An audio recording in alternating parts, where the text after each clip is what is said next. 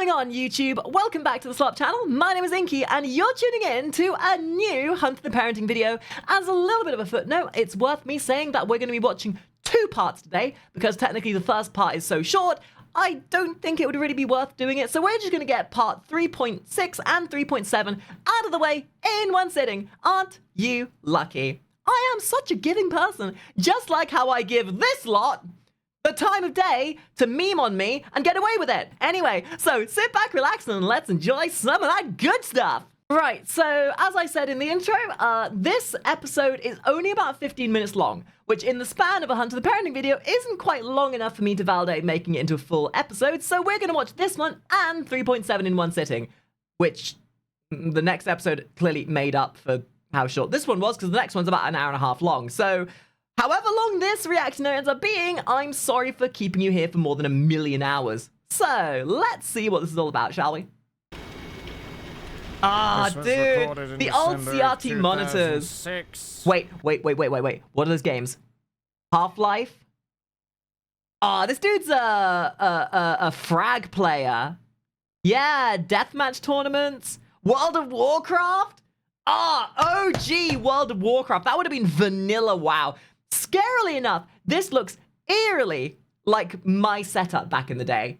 I used to have 2 CRT monitors myself, and I thought I was the coolest fucking kid in school. What else we got in there? Doom? Age of Mythology? Oh, this guy's a real one! Age of Empires, Counter-Strike. Oh, MG? That was the extraction software. Internet Explorer. God, it's a blast from the past. Anyway, enough nostalgia bait. Let's continue. The first one. I'll do it. Gamers, are we on? No. Is this actually the perspective of a stream? You want to do like the Shadow the Hedgehog voice, or like just? That's a good voice. Oh fuck! Okay, I'm recording now. Yeah. Oh, Pikmin! Gamers, are we on? No, not yet. Oh, let me know. Yeah. Is he live streaming? We're on. Gamers! Gamers! Gamers! Gamers! Gamers! Gamers! Gamers! Gamers! I apologize to my neighbors for all the loud noises I make. The layer of the. And then I pause right. Not only do we get to see the early, not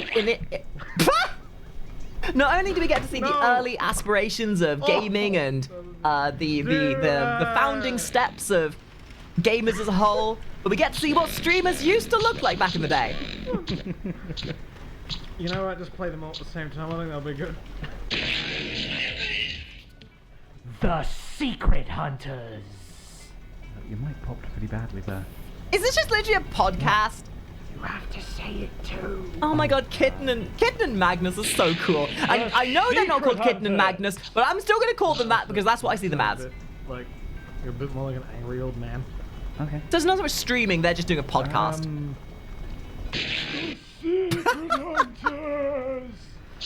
Okay, look.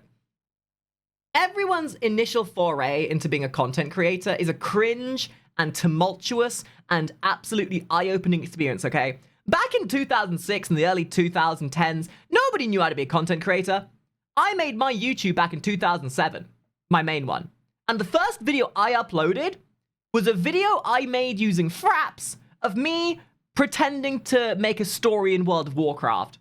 It was me and my sister going around beating up the undead using Windows Movie Maker to put captions over the front like, and then they found the undead, and then in-game close-up shots of character's face. It was cringe, it was stupid, and I'm glad that I deleted those videos off the internet.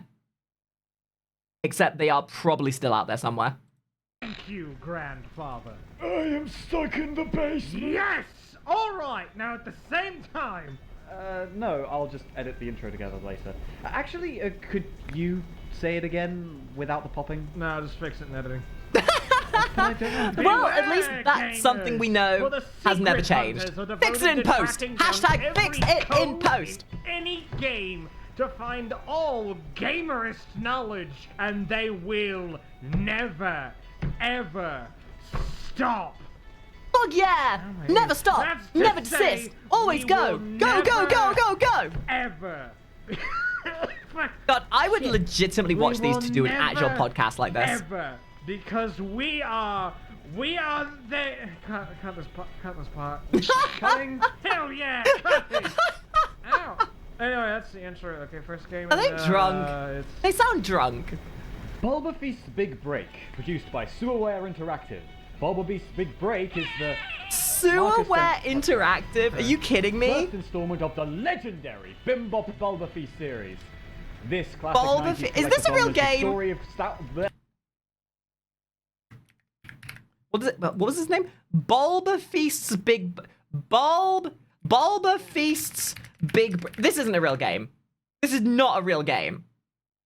It's not. Okay, so it's satire. Cool. It's worth checking, guys. It's worth checking. This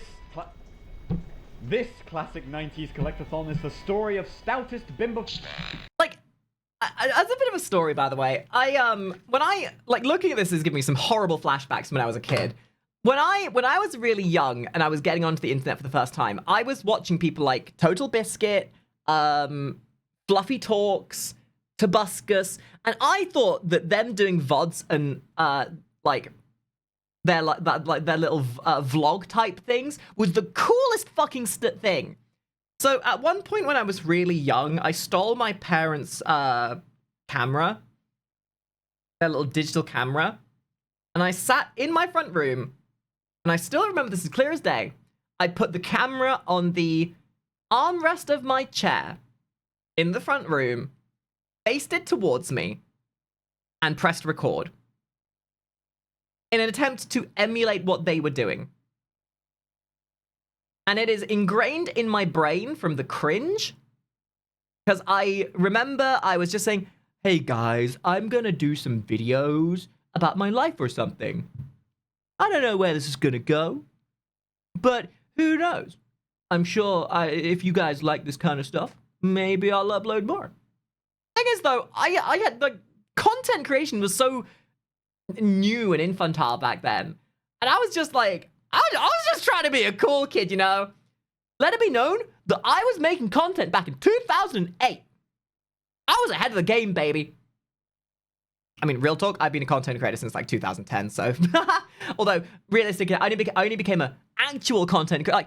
Like, there's content creation, and then there's being a content creator. I've been a content creator for like 10 years, but I've been making content for like 20. Take your time, love. First installment of the legendary Bimbo Bulbabeast series. This classic collectathon is the Do you story think they of got a bunch of stoutest retro Bimbo recording Bulbabeast devices to adorable record this? Because this halflings sounds very journeying MIDI. between various colourful realms and slaughtering the corrupt oligarchs that rule Bimbleton Valley in the name Bimbleton of Valley. revolutionary justice. Oh no, not Bimbleton Valley! is that what With the it's about? Bimbleites and the Bimbletons! I mean, with the bimbos of yeah? Bimbleton! That's what it's about. Marcus, did you not play the fucking game? That was my first damn time. I was playing Green Eye 008. Okay. Not to expose myself. But, I gotta be honest, this like the way they're doing this reminds me so much of the very first videos I put to my YouTube channel, my main YouTube channel, back when I was just literally doing React Andes whilst I was in college. Because most of that was like, I would want to play a game and I wouldn't have played the prequel, or I would go into it with complete ignorance and stupidity, and yet somehow it worked. And yet I look at some of these, dude, I wonder, like looking back at these now, I wonder how many of these videos have comments on from the last couple of years saying, man, so this is where she started. My God. No, seriously, I've been busy. Busy with what? Well, I helped Door with your runabout. I found the time to play it, and I'm the only one in the house who does any chores. Oh my god, my legs were shot with a The gun! one thing you've done all week before. Yeah, that was you what? keep saying that. What? Dude, just because you got your leg shot with a gun doesn't make that an excuse, alright? I get shot with my own stupidity on a day-by-day basis, and I'm still capable of having cognitive thoughts, at least 2 or 3 a day. So you getting shot in the leg with a gun, how long are you gonna milk that for, huh? Oh, I got shot in the leg with a gun. La-dee-da. Sitting on the picnic table. I made that super delicious elk stew with mashed potatoes and gravy. And it took 3 hours. If I had done it, it would have taken 1 hour. Also, you started cooking the potatoes halfway through finishing the stew because you... This has gone from being a well-intended review of a game to being, hey darling, we're having a marital. And I'd listen to that between each step of the recipe. Yeah, Who does that? Brain training is not that engaging. I do not want you to be the only one doing things. All we're missing now is them talking about the game of Counter-Strike they played the night before and how well they did. I just realized that's the original Team Fortress! Dude! Nostalgia! Yeah, I know. It's fine. You are... I mean, I can start setting timers and alarms to remember things. No, it's fine. I'm just grilling you for daring so Magnus has ADHD. Because if I don't have a million timers in the day to remind me to breathe, let alone do my chores, I'll never get anything done. I need to be better. Who else needs a shit ton of timers to be a functional human being? Hands up in the chat. Who else makes a shit ton of timers because ADHD is a crippling bitch? I didn't know you, did I? Please, you are very small. This is a virtue, a benefit, and an advantage. I agree enthusiastically. Oh my god, Kitten is so cute. Cool. Anyway, I read an old article on the game, so I know, like, the gameplay. Look, why don't we just jump right into it? Yeah, sure thing. So They are so cute to each other. Certainly, I'll just hype you up. Okay, nice.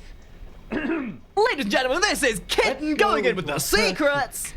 Secret 1. Secret number 1. In Eco's dig site, found at Mangly Mindy's mine.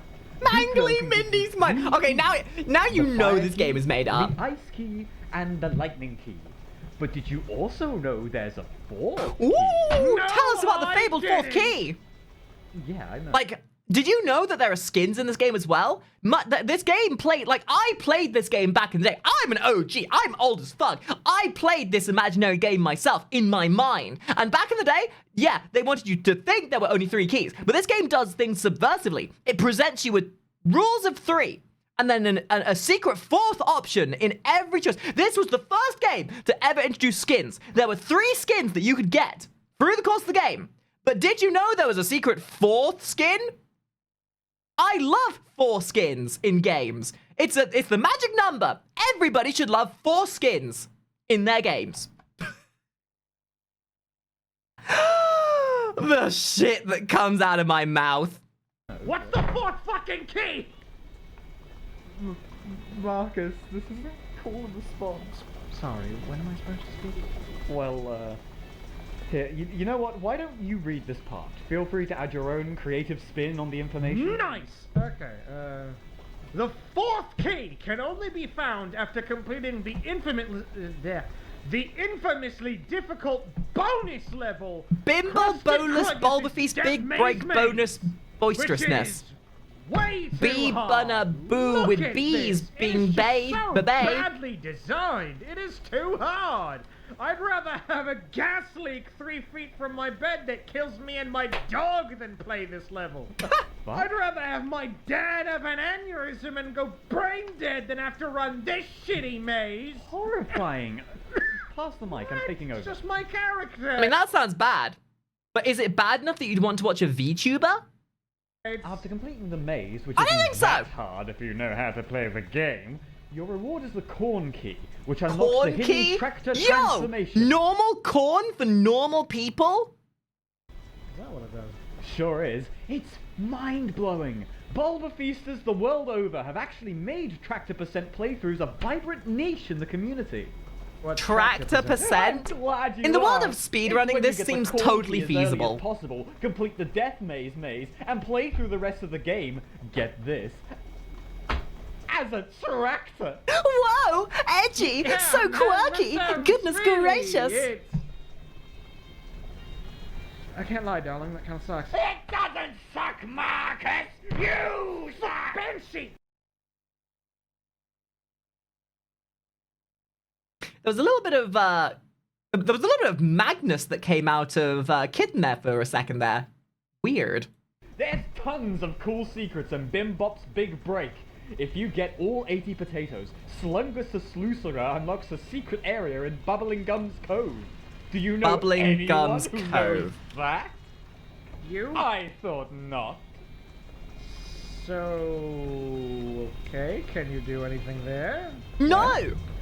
This is like the secret cow level in Diablo, which I thought was a secretly disguised ploy by the government to make us believe there was a secret cow level so that we could hold and aspire to things, when in reality there was no such thing as a secret cow level. And then people actually found the secret cow level, and as it turns out, there was a secret cow level, and then we all looked very silly. In the Bubbling Gum Cave. Yeah. You Yo, hands up if you remember the secret cow level. Golden Turnip Unlockable. Oh, that's... Wait, days that? You get to, like, collect it, right? No. This section wasn't finished before the game released, but it's really cool that there's something there. I guess.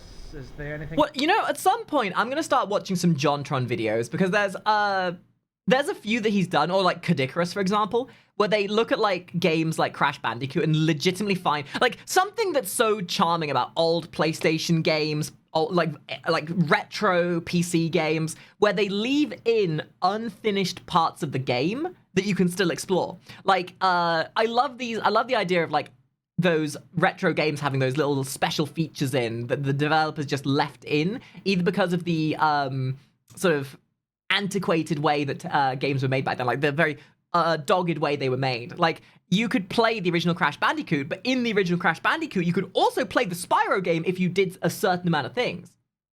Anything else? Maybe something more exciting? Marcus, if the Golden Turnip can't get you excited, you are truly lost. Right, so. True. Oh, True. yes. Well, there is one other really cool secret in the game. Oh, yeah? If you enter into Bim Bop's farmhouse after defeating Super Slungus, you know, the Sluicerer's third form, Right, of course. you get access Of to course, Super of course. Slungus's FBI case file. Oh, hell yeah! Now we're talking! Crime! I've got to be honest, what started as a bit of a meme satirical thing, I kind of want to play Feast's Big Break now. And, okay, if this doesn't indict itself to the sort of nonsense and silliness that sort of retro games used to have, the fact that this even sounds like it would be fitting for those old, like, early 2000s games says droves about the way they've worded this, and says something about the games that were like that back in the day. Because this was very in line with how PlayStation, Xbox, and old PC games were made. This is the dark and gritty secret we're looking for. Marcus, Will we find pictures of real bodies in those case files? This game was the game designer's sick admission to their underground crimes, a glimpse into the true world and its horrid nature. Yeah. Maybe he's got a I love the games that had like very hidden things in them like that. So, theory 2. Maybe it's all a dream and they're in purgatory. Ooh, all in their head. Smallest, precious child. The Colin? case files unlock is a model viewer. A what? Slungus has the files on everyone, and in-game it's their models. A model viewer. Wow. So, know the secret? I was hoping for anime waifus in this There game, is. or suspicious callbacks to different franchises the developers made. Press the D-pad in a certain order. Up, up, down, down. Yes, yes. You unlock the secret texture viewer. Dude, that's do you guys remember back in the day? Some of you might be too young for this, but I can't believe I'm saying that. Oh my god, I'm so fucking old. You remember having these old retro cheat books that were literally just filled with cheat codes and other such things that you would just be able to unlock in games. There was a TV show in England, and I can't remember the name of it for the life of me, but it was literally a TV show where they would play games. It was the first of its kind in England, where they would play games play versus each other, and there was one thing specific.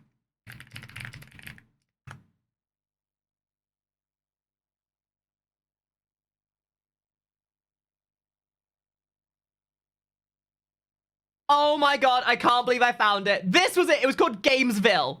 It was called Gamesville, and they had somebody called the Games Guru, who was literally a games know-how doohickey dude who lived in the freaking attic. You cannot make this shit up. This was so ahead of its time. Sam Fisher is back. It's so cringe. Somewhere, and you'll see him in Pandora tomorrow. First here on Gamesville. But specifically, Games Guru.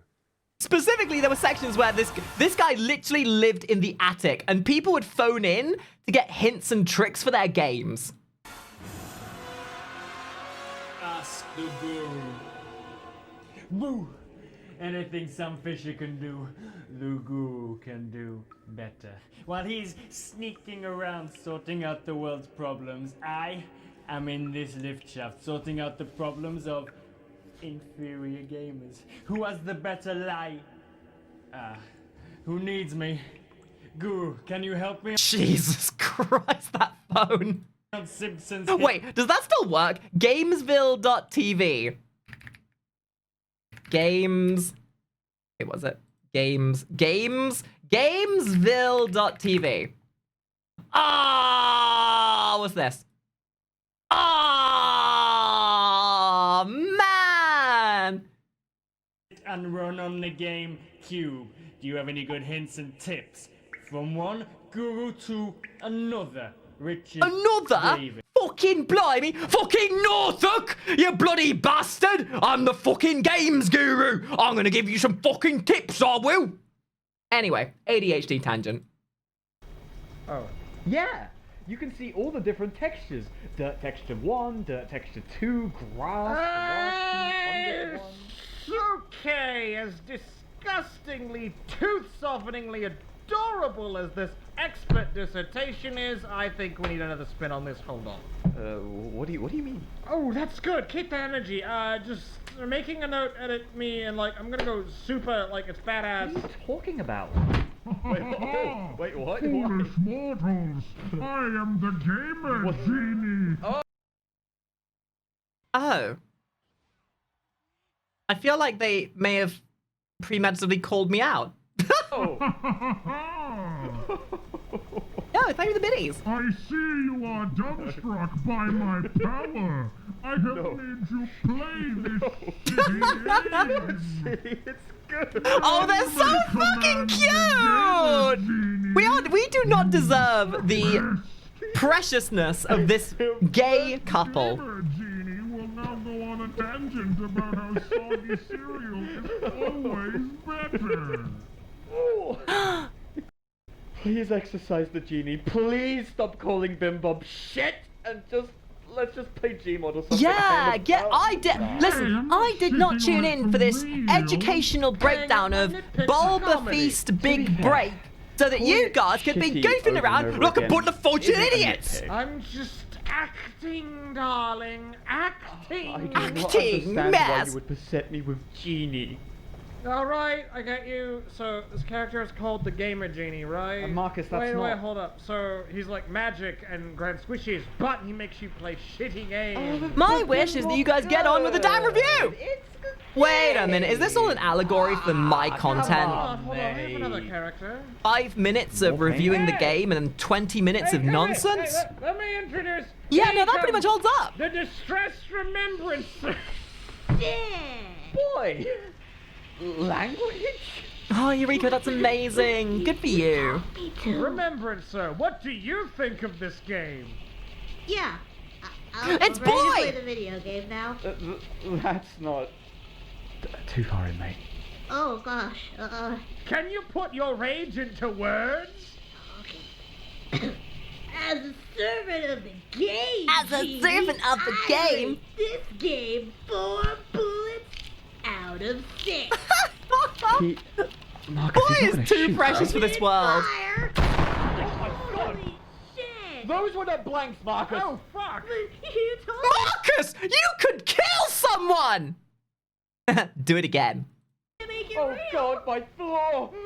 Just Well, below is so. as when Boy shot the gun, Marcus's leg quaked in fear. Oh, you. Oh, the ancient cut piece of globule dates back to the Iron Age. Now there's a bullet hole in it. I think it's an improvement. No way! I'm not catching heat for this. Boys! Okay, cut the recording. Cut the footage. Amazing. Wow! Well, that was a bunch of nonsense that had no relevance to the plot whatsoever, but I fucking love it! Now let's go for the next main episode. Big D comes home. Do I know anyone here? I feel like I know that person! Okay, I've not spoken to them in freaking years. I know that! Anyway.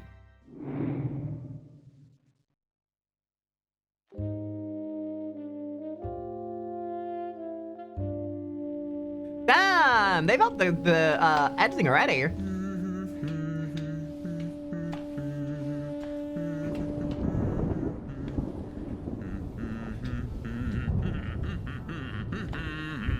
Huh.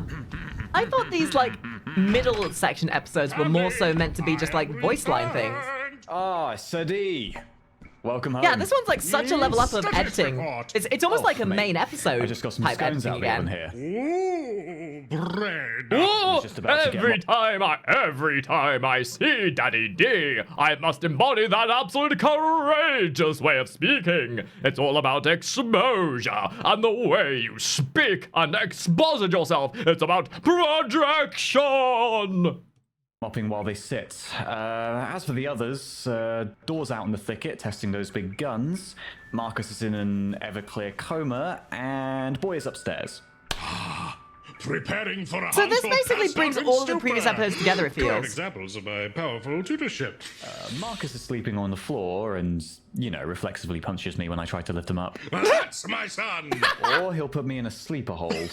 So protective. One time he sleep power bombed me. I love it. Now, I know that sounds like a wrestling move, and I'm sure from the outside it would have seemed like they were wrestling, but a sleeper powerbomb? As somebody who has performed a number of sleeper power bombs, I can tell you it's the best way to get while and then just so you know. Living with you lot is like if wrestling was real. Yes, wrestling. It is definitely not real. Don't look into it. I have something for you, by the by.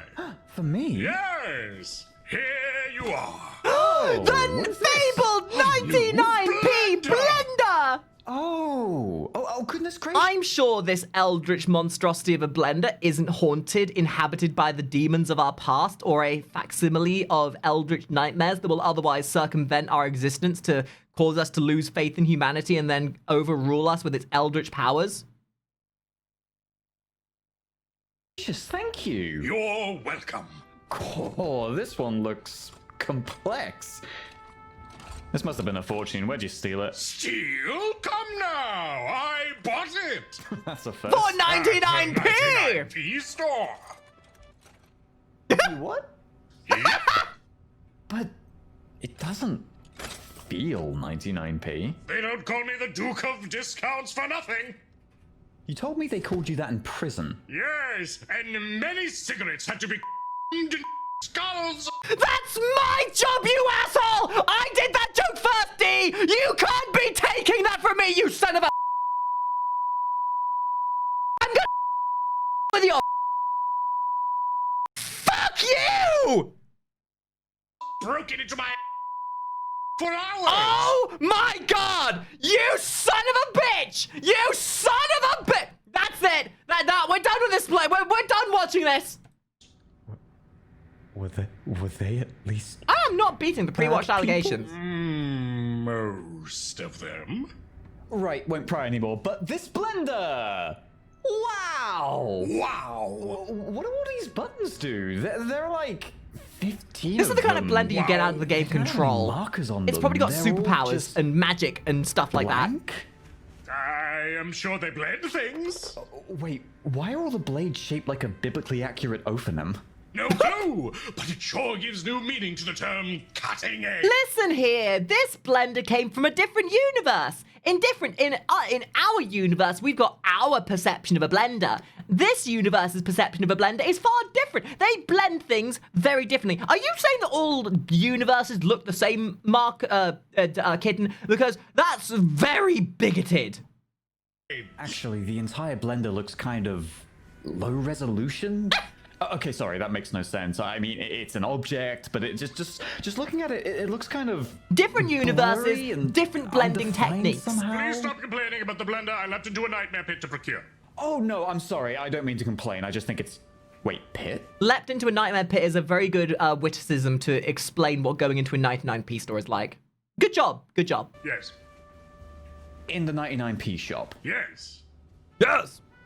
I suppose you get what you pay for. Yes. The fucking. Ah, yes! The fruits of humanity, son-in-law! Ah, yes! The fruits of our endeavors, son-in-law! We got ourselves an S&P blender! I'm Brian Blessed and Gordon's alive! Multiverse of purees, now in the palm of your hand! Are we not going to question the multiversal travel? No? Okay, cool. Can't wait.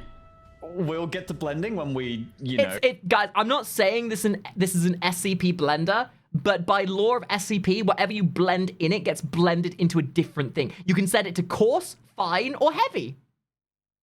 Or light. Or whatever that machine is in the SCP universe that converts things into other... You know what I mean? Get back from the chapter house. Oh, speaking of, Dawes restored the wall, filled the trap hole, mined the field. Ever the troubleshooter, that door! The way things are going, everything will be patched up in time But the for the question chapter is, house trip. will it blend? Can't wait to leave our HQ for a bit, even if it's for Yarmouth. Oh. Fucking Yarmouth! Eager to get back in the field. Fucking Yarmouth with our bullshit! How More the fucking opposite. dare you, lot! Being How chased could through my you? house by a bloodthirsty beast has had me a bit on edge. Just being here where it occurred is kind of uncontrollably anxiety-inducing. Ah, Oh, so it's like going to university. I forgot you're less acclimated to the lifestyle. D, just say it.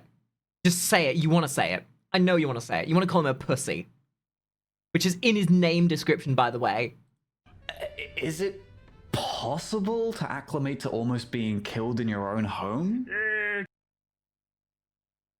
Now, if this took place in Birmingham, yeah, that's the norm.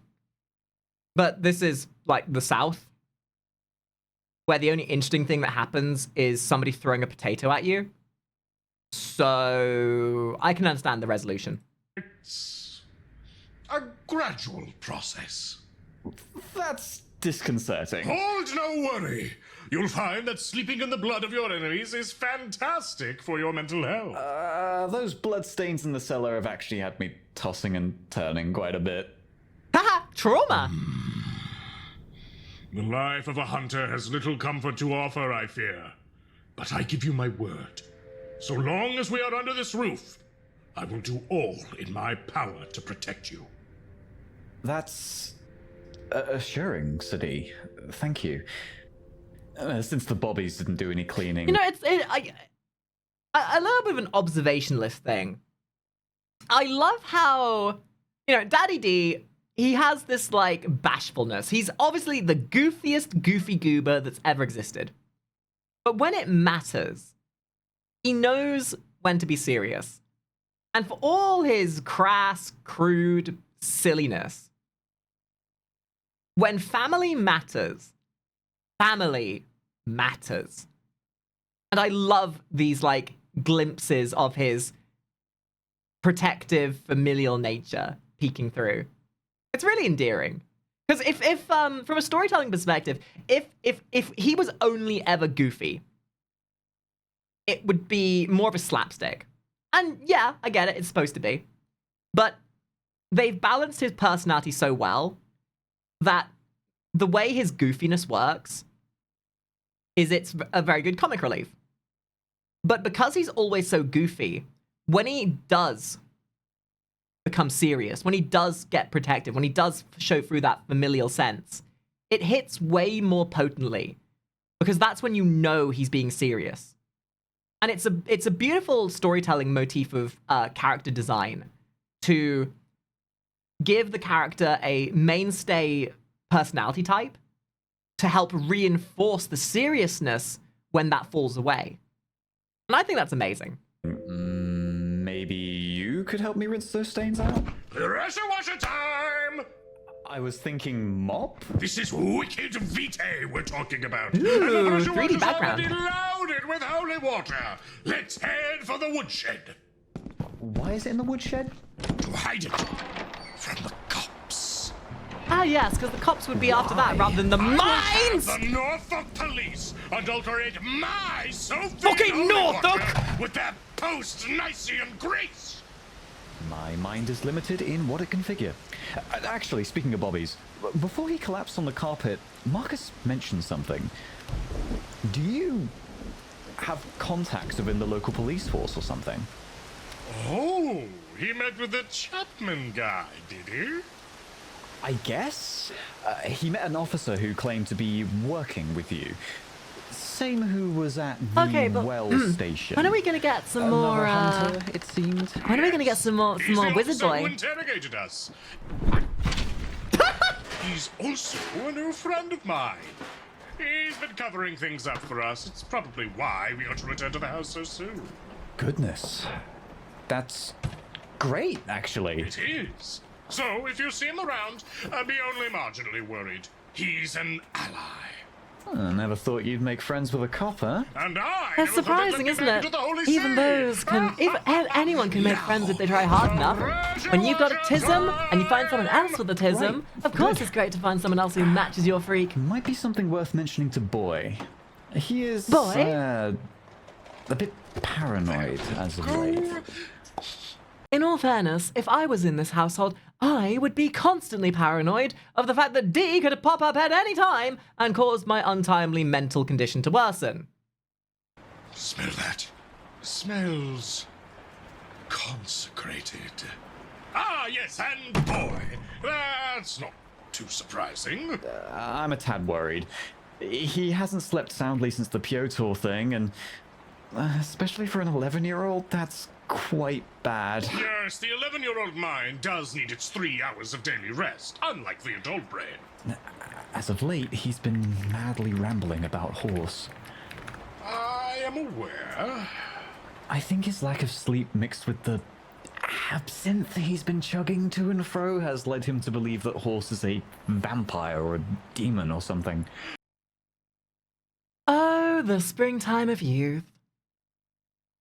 Oh, the delights of being the younger one. No, when you're young and you say you saw a vampiric equine horse speaking words of eldritch monstrosities at you, it's all regarded as nothing but the playful imagination of youth. But if you're 30 plus and you say that, oh, that's a mental condition. That rapscallion. I remember sneaking into my grandfather's wine stash as a lad. That definitely explains how you ended up the way you are. I'm just quite saying. normal for a newly awakened hunter to experience delusional nadirs. You call it boy was better delusions, primed than I most. call He it is only an 11-year-old man. being drunk as fuck, about to pass This out, world has destination your mother's surely couch. collapsed in on itself. It will take time for him to find himself in this new paradigm, but that does not mean we cannot help him find his way. Oh yeah? Whoa, How? parents being Moratorium parents? That's time. crazy. No more drinking. Crazy. Psychedelics and cigars only.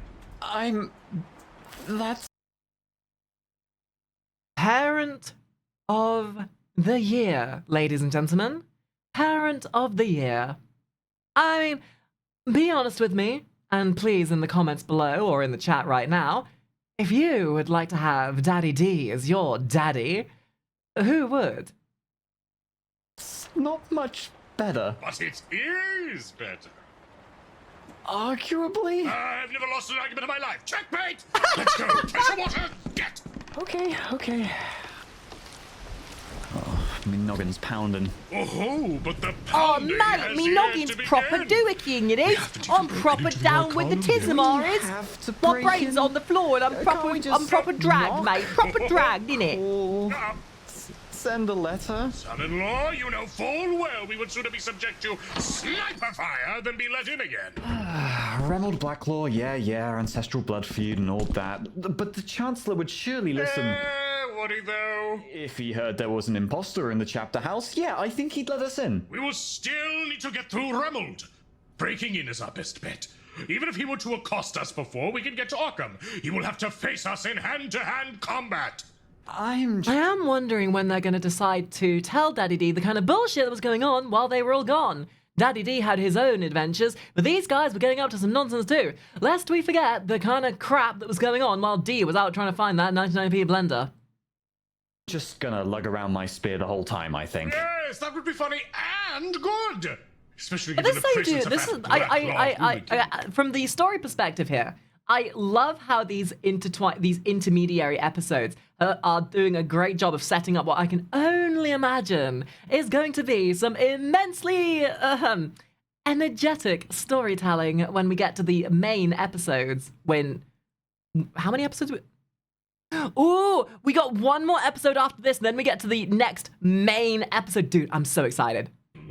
Oh, and that ghoul Kevin told me about. Goodness.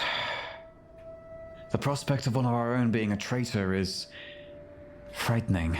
It certainly I was really is. paranoid that it was going to take about ages without to our get through skills, these. that And it ghoul might has, jeopardize but it's all been the hunters in very your worth folk. it. You got those cellar keys, by the way. Sure, yeah, just a... Keys? Keys? Shit. Oh, keys. Keys for me now, please. I love locks, conceptually anyway. Watch the second stairwell. There's still something horrifyingly slippery down there. Wait, What? hear that? Vermin. Bloody hell, we got rats again? Oh, that's one large Is it rat. Kevin? Oh no, gotta hide all me old scones. Caution, dear lad. Caution? You do remember what we talked about, right? About vampires and their helpers not bound by the night. Our corners and our walls might be subject to their rule. Caution, dear lad. This could be a ghoul. I mean, it could be. What? Or it could be I mean, really? It you could be $1 serious? million. I do not delegate poetic whims The to chances mere of that are jest, woefully son-in-law. low, but it could be. This is now a hunt. Oh, goodness gracious. Daddy D, possibly locate you it just like want to this. see a hunt Which wherever you grounds go, forth the don't tools you? necessary to destroy this noxious beast. Oh, we have to kill it? Come, we must get the ear trumpet. Trumpet? The ear trumpet? For listening through the walls. Of course. Quickly and quietly. It should be in the random shit vault. The old still storage. What a Tactical name! retreat! Tactical retreat!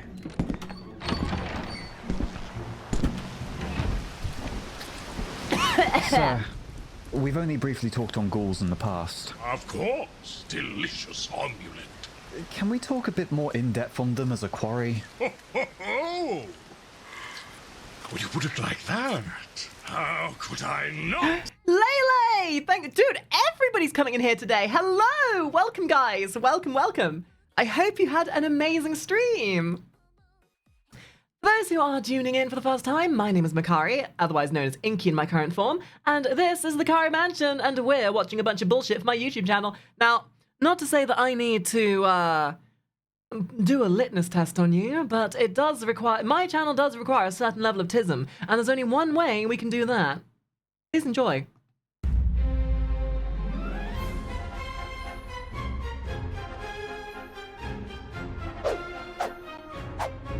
Yar! I wonder what's on the sea.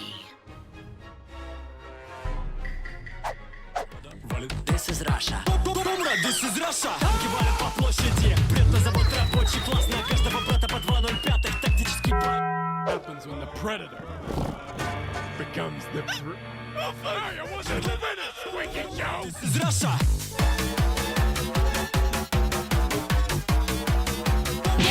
This is Russia! Самой стенки висит ковер. Сиги есть, а если найду? В моем кармане последний айфон, но нету денег на еду. Золото, нефть, ракеты, сталь. Все это здесь, но только не наше. Никто не посадит тебя за кражу, если ты Путин, это Раша. Пиво с утра залечит раны лучше, чем доктор Айболит. Во двор упал метеорит, но его никто не заметил даже. Сталина бюст в углу на страже. Hello,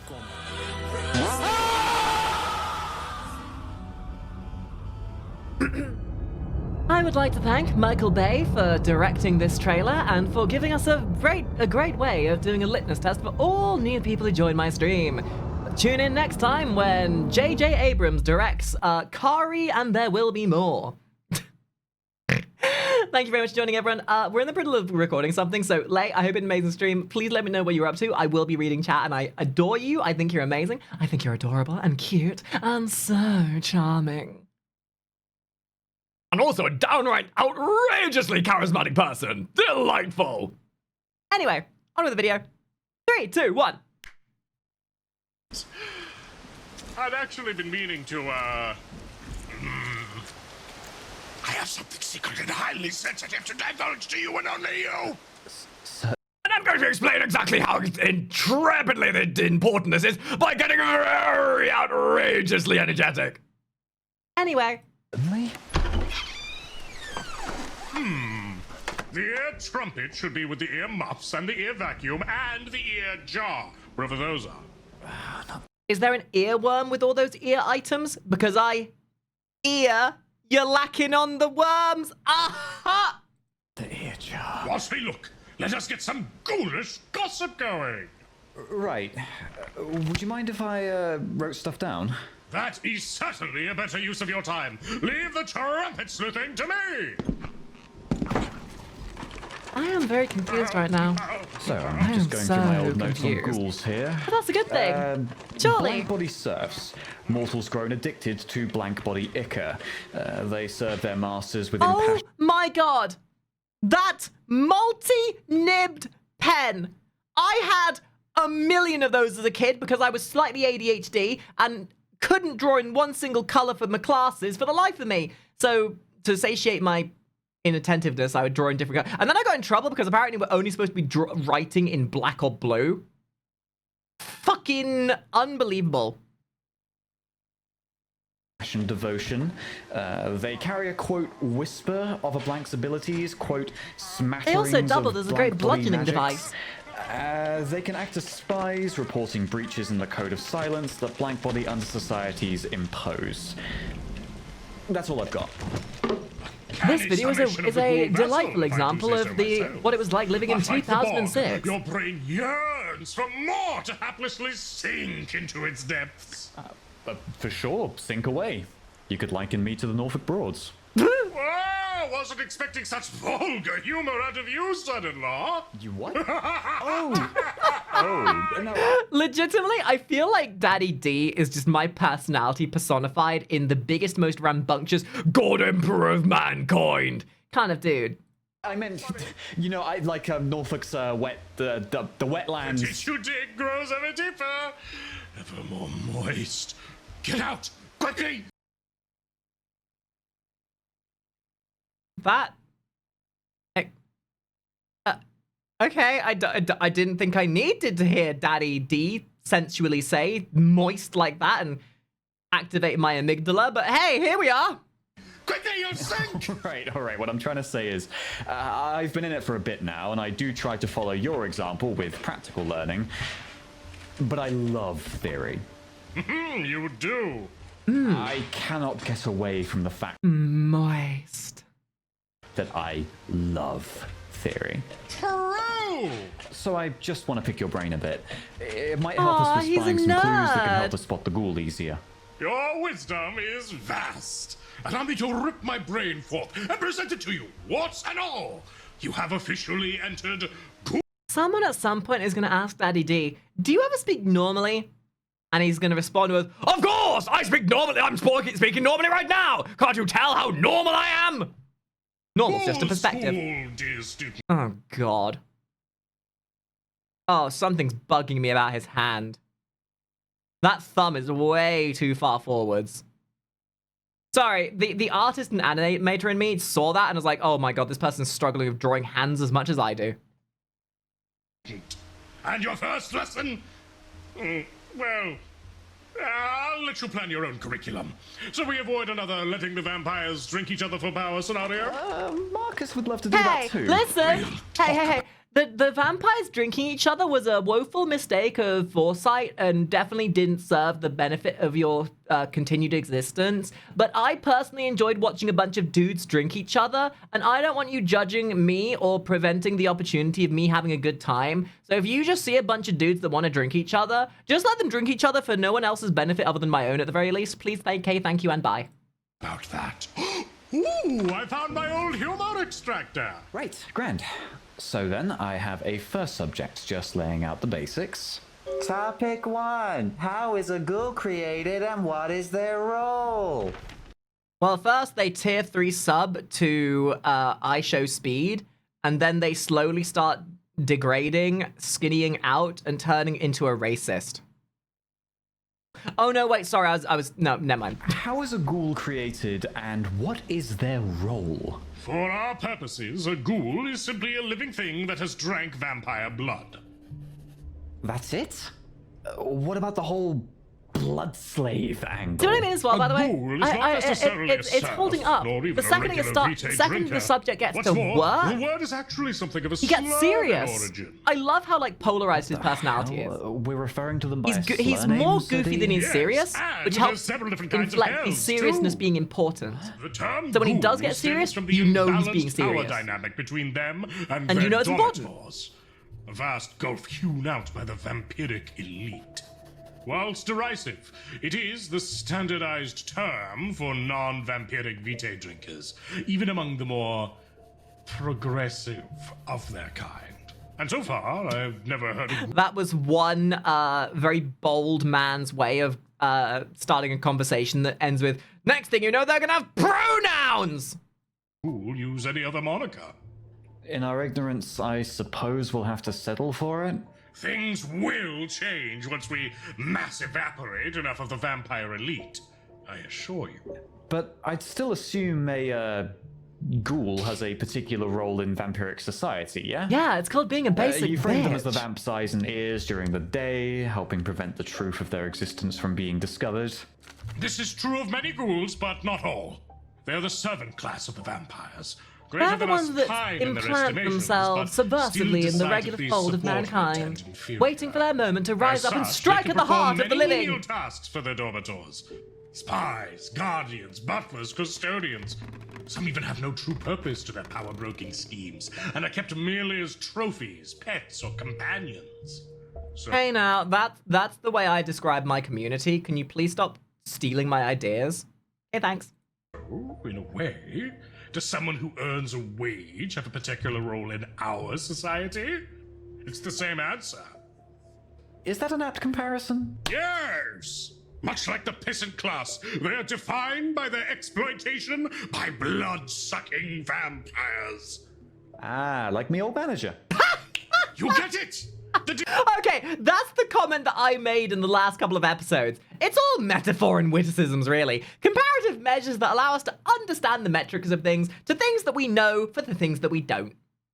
At least that's the excuse I made when I explained why I didn't understand what taxes were. You say taxes, I say sucking the soul out of my body. It's the same thing, just worded fucking differently, love. Is that ghouls too suck? A horrid, awful example is a ghoul we hunted 11 years ago in Poland. Her name was Primordial Hag. Rosalia! Primordial Hag was also my porn name, thank you very much. Title she herself insisted upon. She was an amazing, but complex woman. Upon courting me in the tranquil embrace of a Wednesday's twilight, amidst a holy grove at the ancient Oakland. Okay, intrusive thought. I want Daddy D to read 50 Shades of Grey. It would be horrifying, but kind of funny. I soon learned of her fatal addiction. She, the faithful serf of a vampire wizard, one we had tracked through the slow stilling of the local pulse, was the perfect embodiment of the normative thrall rule. Bound tirelessly to her dormitor, she was their eyes and ears. She acted as clandestine agent and a lethal hand in her dormitor's domain. She also served as an economist, a chauffeur, a maid, and a reserve blood bag, all in one sorrowful symphony of servitude. Relatable. What? Nothing. Sorry. Aw, kitten! Body burying! She also buried bodies. Oh. And took care of the cabins. Buried bodies beautifully, bobaciously being berry bready for berry opportunity for bobaciousness. But yeah.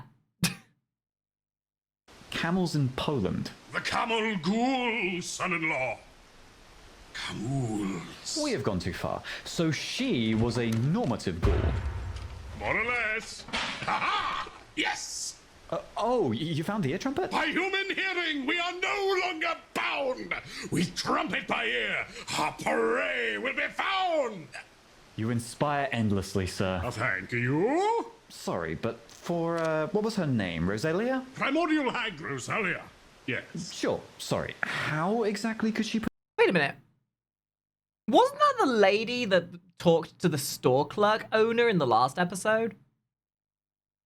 I feel like they would name... They're putting a lot of emphasis on this name. I have a sneaking suspicion that might be relevant for that lady.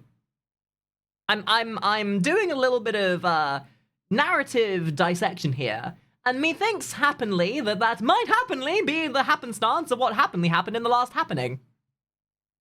Put up with all that? Maybe. Or maybe I'm wrong. Past the impossibly addictive nature of the vitae, there's also the blood bond. Blood bond, okay. I think that's a new one. Let's go with that for our next topic. Certainly! Let's keep up our discussion as we head out. But first, let us see what we might have gained. All right, trumpets up to my ear, say something funny. Something funny. My ear!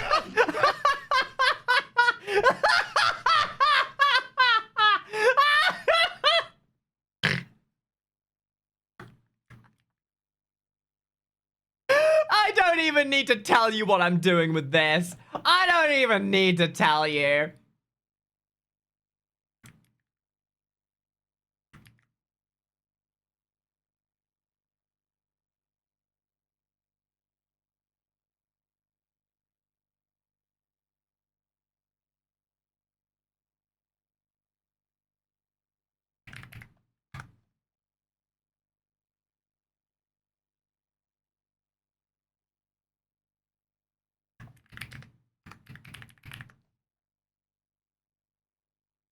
Oh yeah.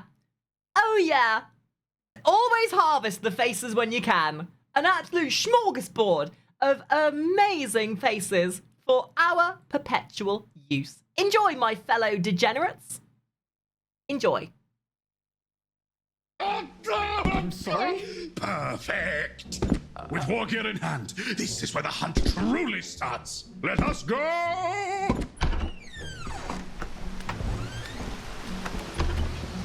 Right, so... what is the blood bond? Yes, please explain. Well, I mean, I know what a blood bond is. I do. But for those of in the audience who are uneducated, the very uneducated, essence of a person and wring it whole in chain to enslave someone's very thoughts. Like, convince them that the thoughts and actions of their bondee are their own? In a way, son-in-law, but much worse. The blood bond is, to most, completely indistinguishable from the natural feelings of loyalty, faith, duty, and love. The blood-bonded brain will do its all to trick itself into believing that these feelings, and anything demanded of them by their regnant, are legitimate, justified, and good. It can warp a thrall's very perception of reality, changing it to a world where their regnant is the golly, it's almost like forming a blood pact with eldritch beings might come with mind-warping faculties. But being blood bonded is not a prerequisite to being a ghoul. A question with an irritating answer. It is not, but almost all ghouls who drink directly from a... And I mentioned it earlier, but I have a sneaking suspicion that every subject matter that has been covered in these episodes so far is going to be immensely pertinent when it comes to the main episodes coming up. Like, we're going to see a lot of diegetic callbacks to this kind of stuff. Odometer That's are my immediately prediction. bound in some way via the Like, first this ghoul. is a very roundabout often way of assumed setting to up be a rules of your prerequisite, universe because so though the a audience bond knows exists from what the to first expect. drink, it is only after the third they are truly enthralled. But depending on how frequently they are fed and how attentive their regnant is, ghouls can either be slavishly devoted or fiercely resentful of this situation. This all entirely assuming that they're drinking fresh vitae from the source, and not vitae that has sat and had the blood bonding effect go out of it. In the end, a liar is someone who has lied. A thief is someone who has stolen. A rat is someone who has talked. A ligeois is someone who has, for whatever fucking reason, decided to live in Liege, Belgium, and honestly hasn't had the sense to leave yet. I mean, In honestly. short, said he. And a ghoul is someone who has drunk vampiric vitae. The qualifier is only that you have committed to it once, and the label is not necessarily a You permanent certainly have a way with words, D. That is all a ghoul is. Ah, right, got it. Okay. And Makari Twitch chatter is somebody that has spammed the lizard emote egregiously for literally over an hour, causing my stream to have a false start. Bitches. So this slavishly devoted part of our summation of ghouls is the result of this blood bond and not actually necessarily part of being a ghoul, yes? Well, yes and no. Don't do that. Ah, son-in-law, it is me, Sir D. I am a font of inspiration and ideas. Oh, you pernicious prankster. Sorry. Well, let me elucidate. Right, so, drinking blood. Have you drunken blood? Okay, I'm going to give a little bit of an expose as to the cringe child that I used to be.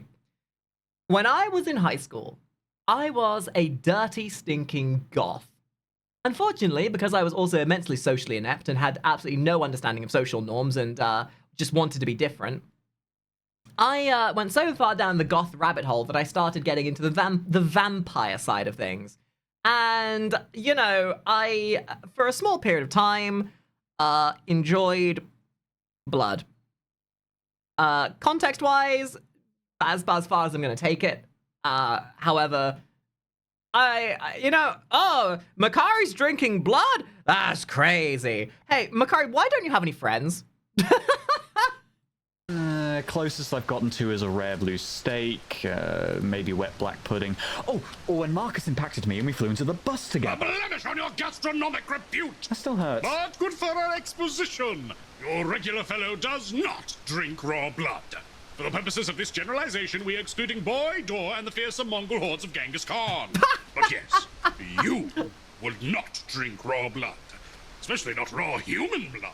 Especially not That's drinking from some unhygienic. nasty dude's wrist. That's grody. Disgusting. Why ever do it? This is a call to engagement, son-in-law. Why would someone drink from the grody man's wrist? No, because I didn't get to have my pint at the pub, and the only delicious thing I saw was your exposed flesh. Yummy. Am I a ghoul? I think I'm a ghoul. Oh no, wait, I'm a bitch. My assumption was that they were simply forced to drink. Kevin used a strange mind trick to prevent us from moving back in the Binham tunnels. In such a way, they could force their ghouls to drink their blood and then, Say no more, for you are completely wrong, son-in-law. Good, I am learning. Whilst many are forced or even tricked into drinking it, the vampire's vitae activates something in the brain. Ooh, so much as mechanism. getting close to it. Activates? Like a Concept of free sleeper will is agent. blasted into the realm of myth as you, small lad scared by slightly too pink chicken, suddenly guzzles down that What do you mean foul scared by corpse. slightly too pink chicken? You should be afraid of pink chicken. That's how you get salmonella, you muppet. Liquid.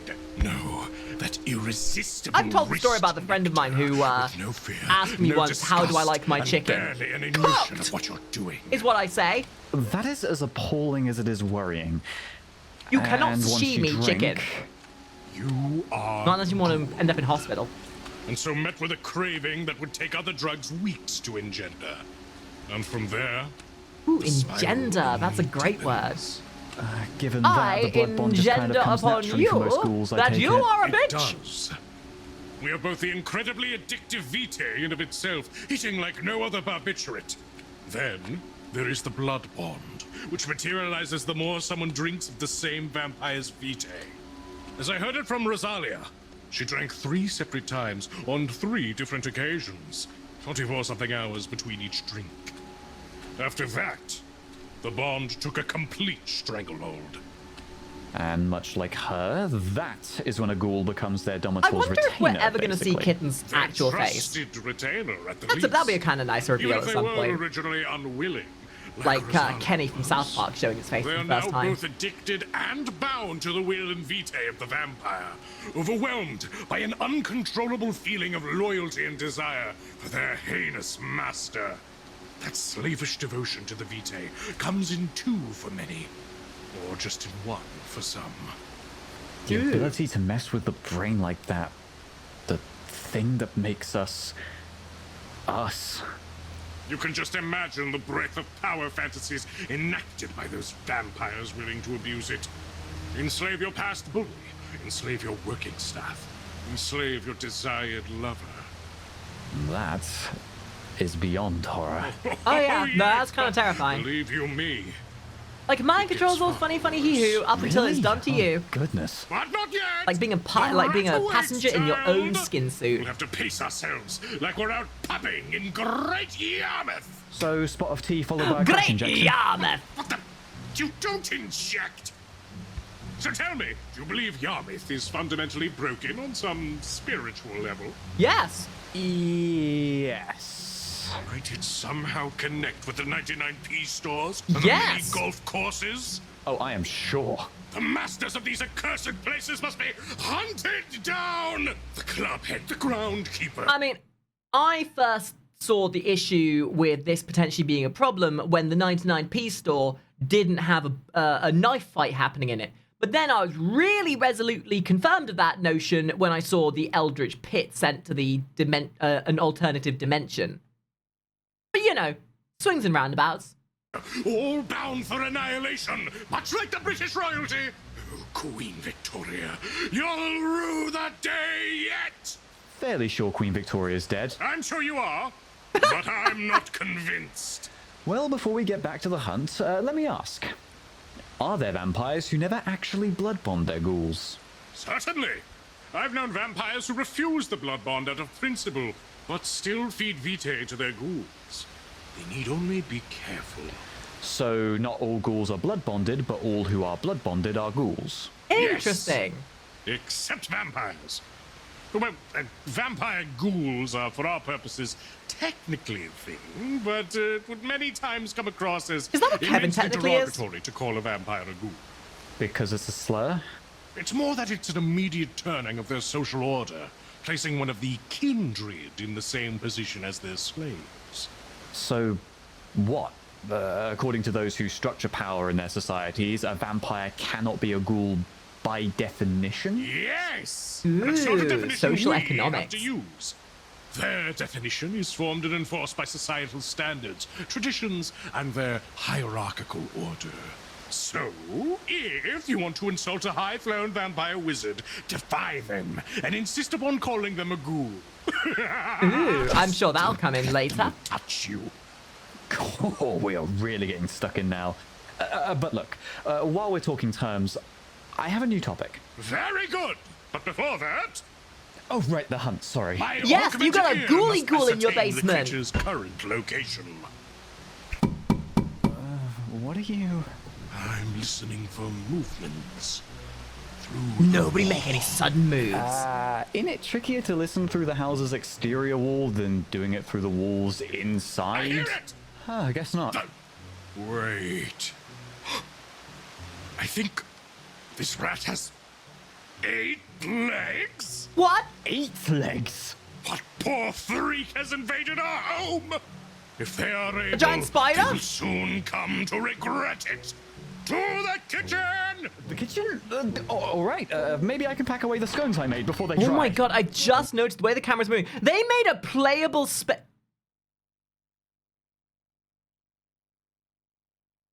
Did they make this house in Minecraft?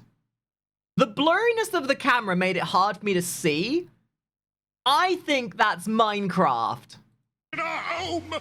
If they are able, they will soon come to regret it. To the kitchen! The kitchen? All right. Or maybe I can it pack is away just the scones like... I made before they dry. Nah, not Minecraft. I mean, it's a very impressive model, mind the you. kitchen window! What should I do? Here, take this Gmod? Yeah, Gmod? Oh, really? No, I thought you touched Why it! bring the ear jar? You have to do. The irresistible smell of meaty ears will surely attract that Meat morbid pest. detected. Even are these? They're labeled with hexadecimal serial codes behind the lobes so I can keep track. But it doesn't How are matter there now. so many Leave questions? these ears in peace. Oh, boy. Poor We'll Marcus. take our vantage point outside the window. When the beast strikes, we will snipe it with a powerful pressure washer. We'll hit it so hard, even the regnant will feel it. Okay. Are we just gonna sit here in the yard? I love the yard! Fair. You'll clean up the ears, yeah? Sure, if there are any left. What? Good. Mind if I bring up another topic? Bring them like boats up the mountaintop. This is so adorable. It's like What is a familial domitor and bonding. what is a regnant? I've heard you use the words regnant and domitor a few times now. Are those real titles used by vamps? And is there some kind of distinction between the two? They just feel like different words for master. Yes, these are real terms used by real, actual uppercase V vampires that are real and actual. Oh, Daddy has such a way with I've heard words. the titles of Completely Ghoul and unnecessary Domitor, as well as witticisms. Thrall and Regnant from multiple unaffiliated sources. Must be why I relate to him so Or much. At least in the West. Also, Lickmaster, Vaddy, Big Papa, but those are just perverse. Vampussy. How charming. And to answer your second question, these are not, in fact, synonyms. They are distinct. First, we have a ghoul and the domitor. A domitor is the blood giver, whilst the ghoul is the blood recipient. That is actually as simple as phyllo cheese pie. But it is, of course, pie. purposefully dressed in the language of master and slave. Because everything vampires do is... That tracks. Every other word out of Piotr's mouth was a master-slave dichotomy. Man, these vampires sure love their class systems. What of the regnant, though?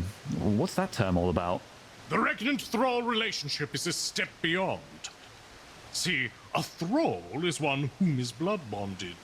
A regnant is a blood-bondee. Here, the master and slave analogy is far more literal. An inseparably attached imposition on the existence of the bond. A ghoul is many times I'm getting also way a more thrall, education today than I ever thought I would. but not Bloody hell. necessarily. Do you understand? Ow. Naturally. And I suppose thrall is equally as derisive a term within the same context? Not always. No? Unlike the term ghoul, a vampire can also be named a thrall. In fact, the normative Yeah, we'll just keep playing and pretend like people are still paying attention. assumption is that when you speak of a thrall, you're talking about a blood-bonded vampire. As the whole society is structured around it being given that a ghoul is always blood-bonded, using thrall to describe a ghoul is meant to be redundant. Which, you know, it isn't.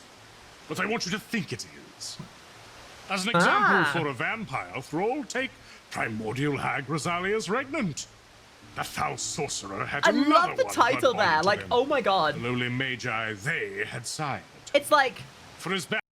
it's like people who are indignant about the fact that if you call them anything else other than their title, that's the Captain Jack Sparrow. Thank you very much. Bad as the regnant thrall titles sound, it is the norm in certain social cliques for vampiric thralls to proudly name themselves such, as they partake in a bond or blood wedding, as they might grossly name Oh, it. good. Who Such doesn't love a good old self-debasement, wedding? whilst frowned upon in many societies, is often not considered an act of social upheaval or a degenerative taboo. Rather, it is considered a noble and necessary recognition of an inevitable hierarchy that serves to keep social order intact. That is, of course, unless the blood bond was imposed by some... Really, I know this, like, a lot of people in chat have been saying about this being a very indicative theming around Vampire the Masquerade. But within that, I feel like there's a lot of, like, pretext of societal norms. This isn't necessarily about, like... It could be a very similar sentiment that's used in just any kind of form of society. But it's like, I love the fact that if you look at things from a different perspective, the vampires only see humans like humans see other humans in a way, where they see them as different, and really it's the telling trappings of like typical societal discord of different factions having a distaste for each other. Because really, as things change and as things develop, they do stay the same. Like, really, you could take away the theming of them being vampires and just say, oh yeah, it's like the English versus the French. They fucking hate each other. Someone of lower clan onto a kindred of higher clan, say. Oh god, two wholly different kinds of caustic jargon. Two? Ha ha! Who's keeping count, eh? Count! Like Dracula! Dracula! In summary, not all ghouls are thralls, and not all thralls are ghouls. Same for dormitors and regnants. The vampire elite really loves to use norms as a weapon, huh? Much like any elite. That's See? True. Now, okay, this is all fine and good. Because even if the vampires were to rule the world, eventually another faction would come along that would treat the vampires like the humans treated the vampires. Willing to do anything at the call of someone as morally bankrupt as Piotr. I can see just how dangerous that is. And there is no limit to how many ghouls or bonds a vampire can have either? The only limit lies in how much vitae a vampire can give. Goodness gracious. But as I understand it, that's still not even as bad as it gets, yeah? Oh! You know, on the side of the vampires, they probably have a Daddy V and a Vitten and a Varkas, who are all having the same conversation in vampire terms about you a lot. Ooh, them humans? Yeah, those humans are disgusting. They've got, get this, taxes. Yeah, they've got employees and managers. Yeah, those dastards and their titles. Yeah, same thing but different. Oh, no, not by far. The eight-legged rat thing we now hunt? Likely a hateful example of just that. Wait, sir, my scones! Your sconers? My scones! Your sconers? No, not the scones! Through the window! They're burning! Not the scones! Scones! Gnomes! Did the thing? What the fuck? No, they're bloody gone! Scans! Scones! Gnomes! Did the thing take them? Or is Marcus awake? Damnation! Oh, that's Into a the point, house, right? They've quickly! just left Marcus and everyone else in the house with whatever this thing is. Marcus? Marcus, have you eaten 20 scones in one sitting again? Again? I mean, based? Dude, okay, there are certain foods that when you eat one, you can't just be done with the one. Scones? Like Pringles. You can't just open a can of Pringles and eat one. When you pop that can, you just can't stop. Guilty pleasures and irresponsible self-restraint aside, scones are delicious. No response. Doris had firing guns and has been in a ration-type mood all week. And boy does not eat bread or British food. Good. Sir, look! A trail! A sconce trail? Leads out onto the pool deck through the window! Should we follow it? Yes. Oh god, It's Kevin, isn't it? We I'm very upset that Daddy D didn't take the priority to go and gloat to Kevin that he got a 99p blender. That's the resolution I want to see. I don't give a shit about this 8-legged freak. I want to see Daddy D rubbing it into Kevin's face that he got a 99p blender. Blimey, that reminds me. Ghoul powers. There's the matter of the smattering of vampire magics that you mentioned. They gain a whisper of their master's powers. What does that entail exactly? I will not lie, dear boy. I will not lie. This house is huge, by the way. Entirely within your personal space, okay. What I'm about to divulge is of the utmost sensitivity and confidentiality. You, I can trust with it, but the others, not quite yet. Have faith that I will trust tell them levels when the time is right, improved. and not a second sooner. Understand me, dear boy. Okay. That light just come in But the I will background. first point out the Scown Trail, the Scran, the Scroak, the Skrelv, the Scroat. The trail. It leads to the pool house. You have a house for your pool? Does. How big is this house? What an odd trail. Says something about the housing market. Being able to afford this on the earnings of a postal worker in 2006. Modern day, you can barely afford to get a rented flat for that price. From the window onto the pool deck to the pool house. Scran, the scone snatcher, was following the very edge of the deck, pressed against the house walls, until it ducked beneath the deck table, then sprinted into the pool house. It's boy, isn't it? Is it because of the rain? Because that would be odd. If we assume that this is like an 8-legged rat, rats aren't known to fear a light rain like this. Could this be a ghoul thing? Ghouls can inherit flaws from their master, or develop new idiosyncrasies. Idiosyncrasies, that is I've never heard a of a fear of gorgeous word. rain. We had better move quickly. Right. I'll open the door. And... boy? Oh, goodness! What a bloodbath! Or perhaps a thread bath? My scones! No! Not Marcus's scones! The scones! The scones! They're scones! The scones are scone! We should never be a victim in the fight against evil. I wanted to treat the Arcanum to my family's scone recipe again. Hold a moment. The creature could still be here. What? There's an easy way to figure that out. Through No, wait. Go! Damn, that's got some power. All over the woods. Oh, the pool house and the deck stains all patchy and... oh god, a plank snapped. Son-in-law, look. What? Son-in-law! Look closer. Oh. It wasn't visible under the deck stain. But now that it's been blasted away and I have to repaint it again... Focus. Sorry. These are claw marks. Oh. But they're only here, and they've left almost like small craters So is it behind them. actually a creature rather than just one of their Can siblings? you suss out what happened? Oh shit. There's a small dent on the roof right above. Did they jump up onto the roof from here? Can they do that? Flying Let spiders! me tell you about just that. Sure, but what if it can hear us? We'll move out and go to Dor's workshop. Given our findings, the creature seems to not like rain. It's likely hiding by the chimney.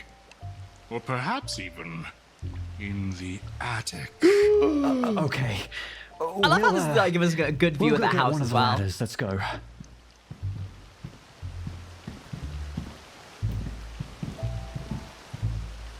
Listen close. The vampire is two things. The body and the vitae. The human and the beast. The good and the bad. Damn, just And like me. sometimes the ugly. How I'm the incompetent and the cringe. Several millennia ago, an ancient Canaan was Hi, welcome to Cribs, and welcome to Daddy D's establishment. to venereal tumors. What? Canine? Not canite. We're talking dog cancer now!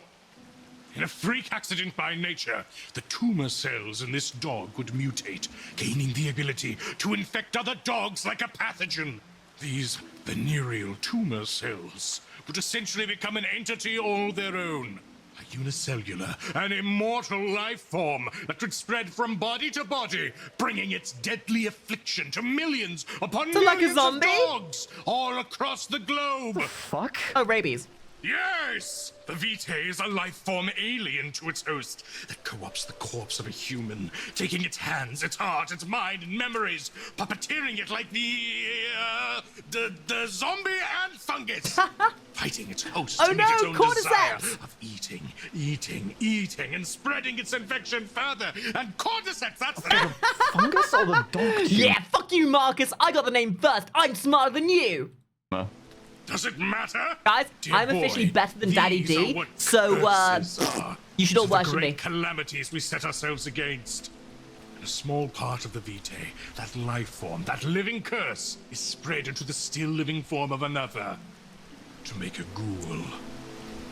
A vampire's blood does its all to I give do their love host how a like shot the at their new mythos role as of predator. vampirism kind I of take it differs does between similar the things to ghouls? founding narrative Is that it's where you're part going? of.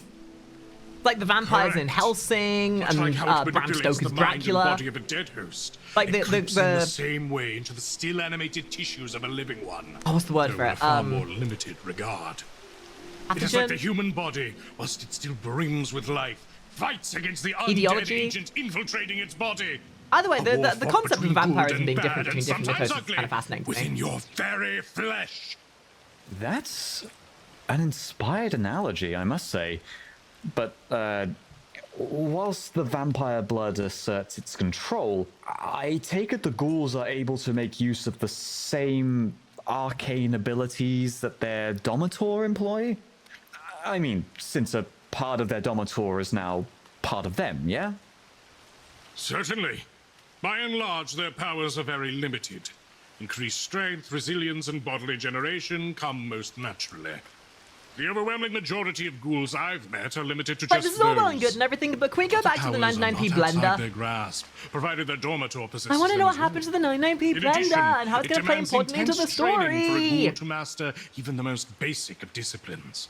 So it was for primordial hag Rosalia, and a few other ghouls I've happened upon. So if Piotr had a ghoul, say, could they be able to go invisible and juggle a dumpster?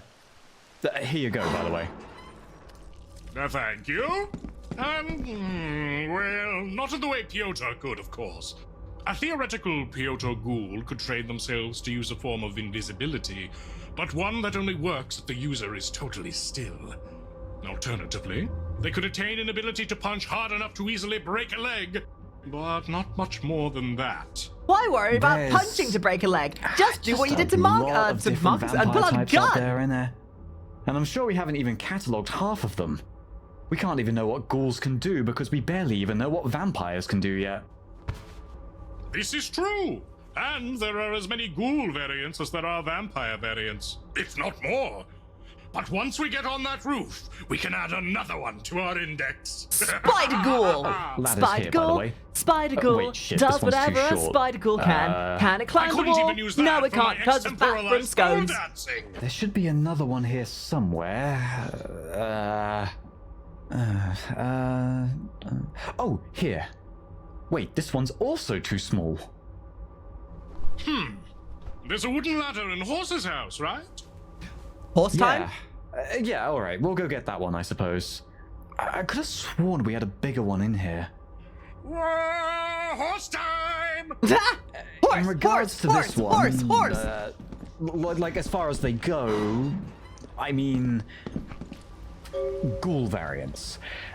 I take it this one is at least not your standard ghoul. Based on the clues presented thus far, of course not. Since Most there's a lot ghouls of don't have multiple legs, variables you blithering involved, idiot! What do you reckon this ghoul could be? Some type of fell muck-wielding ghoul empowered by their Domitor? Or an ultra... Dude, I am waiting for the moment they reveal it was just Boy being very hungry, Dawn finally getting the munchies, or Marcus waking up from his coma and still wandering around like a blithering idiot. Or Kevin being like, yeah, what? Fuck you. Slick, nigh invisible skulker? Let me lay some groundwork. Starting off, there is of course natural variance from ghoul to ghoul, depending on who their dormitory is. The thralled ghoul is the thing that the vampiric elite would list as the only legitimate kind of ghoul. But for as much as I make fun of the blue-blooded vampire snobs, I too think this next ghoul variant is a dangerous thing to talk openly about. This is another important factoid that I bestow upon you in confidentiality, son-in-law. And that variant is? The independent ghoul. Oh, you mean like Chapman? Independent? Like the non-thrall variety? Is that not better in every way? It certainly is, let me be clear. Independent ghouls are good. I wish independence for every ghoul out there, before they liberate themselves from the Vitae entirely. To much of vampiric high society, however, they are living, walking masquerade breaches. They do not act in accordance with their norms and traditions, and thus are treated worse than even the half-blooded daywalkers. Yeah, daywalkers. Oh, that's Chapman. Pitied the daywalker we hunted. Nothing like Piotr or Kevin in a lot of them. You had mentioned they are severely oppressed in vampiric society. Are you saying independent ghouls are even worse? Well, I mean, of course, because in a world where vampires just want anyone to be, like, enslaved to them, having someone that's enslaved but independent works entirely against the antithetically against what it is they're supposed to be to begin with. It just makes sense, really. Off? Without a doubt. They're often despised among the kindred elite and blood-hunted all over the world. These creatures are meant to be on a leash, after all. A masterless hound that can unwittingly destroy an entire society cannot be allowed on the street. And so, independents usually work in secret, largely with more progressive vampires, or those that are also under the big boot, like the daywalkers. So how do you work as an independent ghoul? Well, again, there are many ways. Often they have multiple different donors, getting vitae where they can find it, but always being wary of the blood bond. That's essentially it. Outside of that, you're independent. You can do whatever. That's Marcus. That is absolutely Marcus. That is Marcus having the worst hangover of his life. Marcus had it with his primal scream therapy again. Neighbors. Crocus! Crocus digging holes again! Holy shit. No, never mind, that's Dawn. Oh no. He'll be all out of house before long. Have you seen his house? It's submerged in a ditch and has a tarp for a roof. An upsetting figure. If he weren't such a loose cannon, he would make an excellent hunter. He's too busy digging for Iceni treasure. Yeah, he's good at hunting holes. Speaking of loose like cannons, me. there are also our twisted allies in hunter ghouls. Hunter ghouls? Oh. Oh. Well, at least we know Dawn's not the Right. eight-legged freak. Things are starting to click. Good. Don't you mean Gould?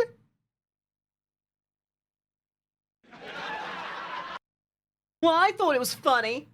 Can imagine there are hunters who hunt down, stake, and then keep their quarry to carefully feed off of till the stock runs dry. Right. I understand. It's on the brink of what we do, innit? That's right. In it. We Yeah, only in it. extract information I love the thus Britishisms. far. Don't like that implication. Another thing we do not do is sling vitae. Could have made some serious dosh in Yarmouth had we kept those canites staked. I'm not sure. I jest, of course. There's about 12 good reasons not to sell vampire slave drugs. But many an independent manages to do it for a living, using the same vampiric powers against those that would call them thralls and cattle. It's a serious hustle. One has to respect it, but I'd never condone it. You lose too much of yourself to vitae once you imbibe it. What else? We also have ghoul families. Like, So, at what point do we just own up to the fact that ghouls are basically just the normies of vampire society? So it goes, it goes, Pop, Popo, Kami, the dirt, the ghouls inside the dirt, and then you. Yes. Please, that are all ghouls. Oh, that exists too, but no. I mean ghouls that have been so ghouled that they pass on their ghouldom to their ghouldren. Ah! Horrible. Much like a rare Goodness blood grief. disease, then. There's gonna be ghouls The everywhere. Vitae spreads There'll be from ghoul mother to children and child. ghoul As far as schools, I know, ghoul police that isn't officers, a ghoul hospitals, natural and next thing you know, process. ghoul But there are ghoul welfare. families so Oh, embossed to God. their masters' vitae that they even produce vitae of their own. These individuals are called revenants, and are typically deeply loyal to a given clan, sect, or bloodline. That's interesting. Oh, God, what if Piotr was planning something like that? Piotr babies? Ew. I refute the very notion! But no. Oh, Horse time. and speaking Horse time. of family... Horse time. Horse time. Horse time. Horse, Peter, my baby the horse is. boy. Why is it bold? How's father's little giant? Why is it lost hair? Hello, horse. Please, eat my apologies, horse. You're still a bit queasy, aren't you? You have your father's eternal respect for the strength you've displayed these past few nights. We're looking for a ladder, by the way. We suspect there might be a ghoul on or in our roof. Okay, so the list of suspects certainly. of scone Death will thieves come has been soon. lowered. Wait, actually, we know that the horse potential has ghoul not on the stolen roof? the Just making sure. sconification. It is an animal, yeah? You had already mentioned animal ghouls previously. Of course! Animal ghouls are limited in what they can do, but immensely versatile. Imagine a peregrine falcon acting as your eyes. Imagine a rhinoceros as a mount. Imagine giving a dog the power of a gorilla. I gotta be honest, the more they start talking about ghoul society and the powers that come with it, I'm starting to feel less and less inclined to say that ghoul society's kind of bad. They're kind of badass. They got superpowers. They can mind control things to make things more cordial and to bolster their ranks. At what point are we realizing that they're the bad guys and we're just the good? Like we're the bad guys and they're the good guys. We're just being biased pieces of shit. Imagine giving a gorilla the power of a double gorilla. Imagine a Don't- whale. Not just one gorilla, I don't know if two that works, but gorillas. just think Oh, there's a about gorilla in the whales woods? for a second. These Is things it are charcoal all or a possible, propane provided gorilla? You have the vitae to spare. And a familiar like this is evidently something our dormitor has invested in. Isn't that just wacky off the walls, dearest horse, kindest horse, fairest horse in all the land of Angor? Yeah. He says he would run it over, stomp it into the ground, and then crush its skull in his big mouth should it near his home. Oh, but he'd only eat it if it was made of plant or whatever. He is a horse, of course. Yes, just a horse. He is just a horse and not an eldritch demon trapped inside a horse's body. Yeah, however it's pronounced. It's rare, as it demands a touch of thaumaturgy. Like blood sorcery? Thaumaturgy? I thought it's pronounced thaumaturgy. Oh, that's why my DM thinks I'm an idiot. With it, it's possible to grow a garden of blood-addicted plants that are excellent for disposing of bodies. Rosalia's job only got a touch easier and a whole lot more dangerous when that viscera garden was grown. There's also the plant people that certain blood sorcerers can create. Haunting human simulacrums made from plants, such as the mandrake. Those are able to perform only the most basic of tasks, though. Unfathomably creepy. Yes, keep the law never mowed, son-in-law. I'm getting some very distinctive imagery in my brain of the Pet Shop of Horrors. Oh God, it's eating them, and now it's gonna eat me. Oh my God.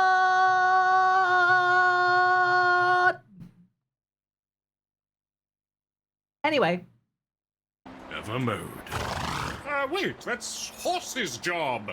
Don't steal Horse's job. I never dare. Why are we here again? Oh, that's right. Ladder. Over here. Oh, God.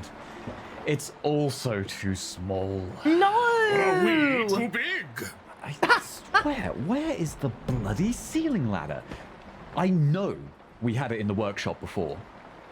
The tall one? Yes. Ah, that's right. I put that one in the chimney. You what? Well, Why? I have to see where the secret chimney door in my room went. What? Yeah, there's like this secret door in the chimney wall in my room. Actually... And you're only bringing that up now, D? You absolute blithering idiot. Oh, it leads all the way up to the roof.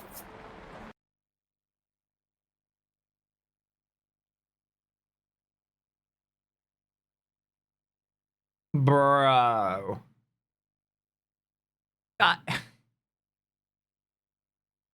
Well, much like me, ADHD is a crippling bitch.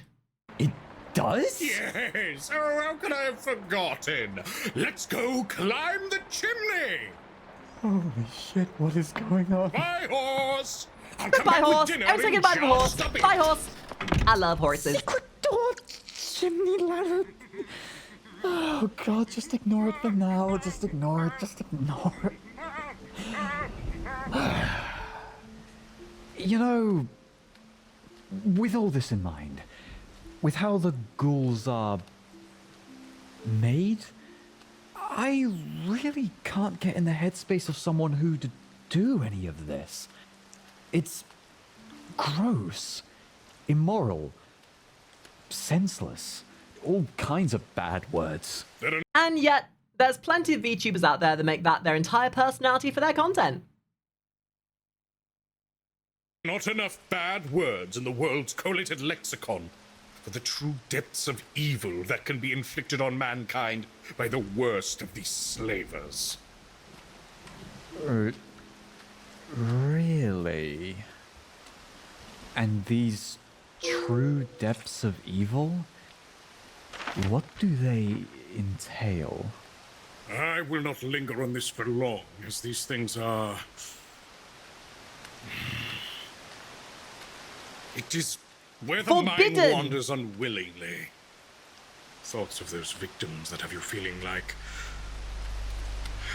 you aren't doing enough. That you need to do more. So, I'm starting to get a certain sense that I mean, I'm sure Daddy D is very much a goofy person.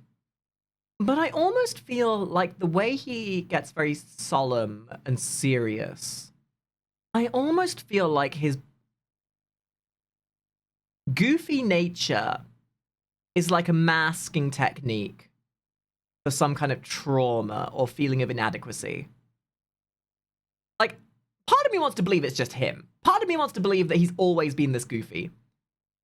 But something tells me it's maybe a bit more of a psychosis. Like, because he feels like he's not doing enough, he has to mask the feelings of pain, inadequacy, and incompetence, and whatever, with this goofy tendency. Because the second these serious topics comes out, you see that like you see that like seriousness yoking through this goofy exterior of his. And it's interesting. It's a very interesting subject. And what are done to these victims? Lobotomized servitors drunk on the vitae, the freedom and personhood stolen from them. They take these people, like you, like me, like our family and friends. Imagine it! The complexity of our lives, the worth we place in our memories, our abilities, our moments, and our place. They take it! They take it and literally mold them away in favor of grotesquerie with the hateful, hateful magics! They form and reshape their minds, their bodies to shapes and sizes utterly inhuman. They trap these people within their own skin as they take their It's all, understandable, I hate and like them. vile caricatures of sculptors, carpenters, crafters, and leather workers. When you boil it down to it, the idea of the vampires versus humans, it's all about perspective dissonance. One believes one thing, one believes the other, and they can't stand each other's indifference. They can't stand each other's difference, sorry. Which really kind of makes it almost makes it feel more petty in a way. Fashion their desires out of their victims. Living furniture that cannot scream, walking blood taps with spigots of innards, animated art mercilessly bent just the perfect angle. Gargoyle folk bound by ritual to a particular place, ever to guard it, unable to leave it. Blood-bound cabals of wizards and fae, the pure stuff of raw imagination, squeezed and siphoned until nothing remains. People turn to bird feeders for unspeakable specters, hungrily eating their flesh, their essence, hulking abominations made of entire families, parents, grandparents, children, their sinew and flesh inseparably fused like... You know what I mean about that seriousness breaking through? Methinks this part here is inflecting like a quelled part of his mind that stays hidden. Because this feels personal. This right here feels like Daddy D's, like, not insecurities, but like fears. This is what Daddy D fears. Sickly mixed mints. This all. Stop. This all is. Stop. Stop. Okay, stop. And in a way, it's kind of adorable how his family grounds him. You see that? Like, he was losing himself, but his family is what completes him. It's like there's a broken interior somewhere. He has like this. Without his family, he is nothing but his fears. And then it requires his family to bring him back to remind him that it's not all that he fears that's the problem.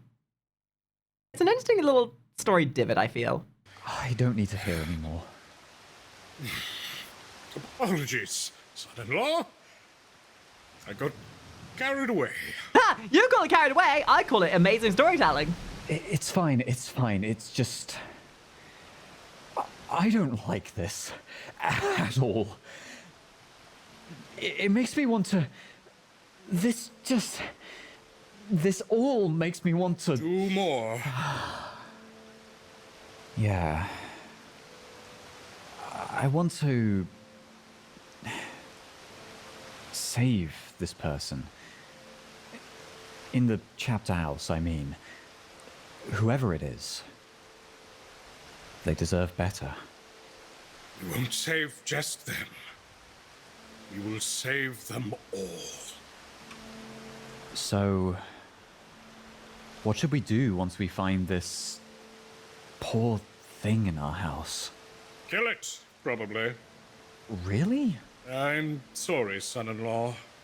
But it would be best to save this poor animal from its misery. That is how we save them? That to itself is almost like a perspective thing.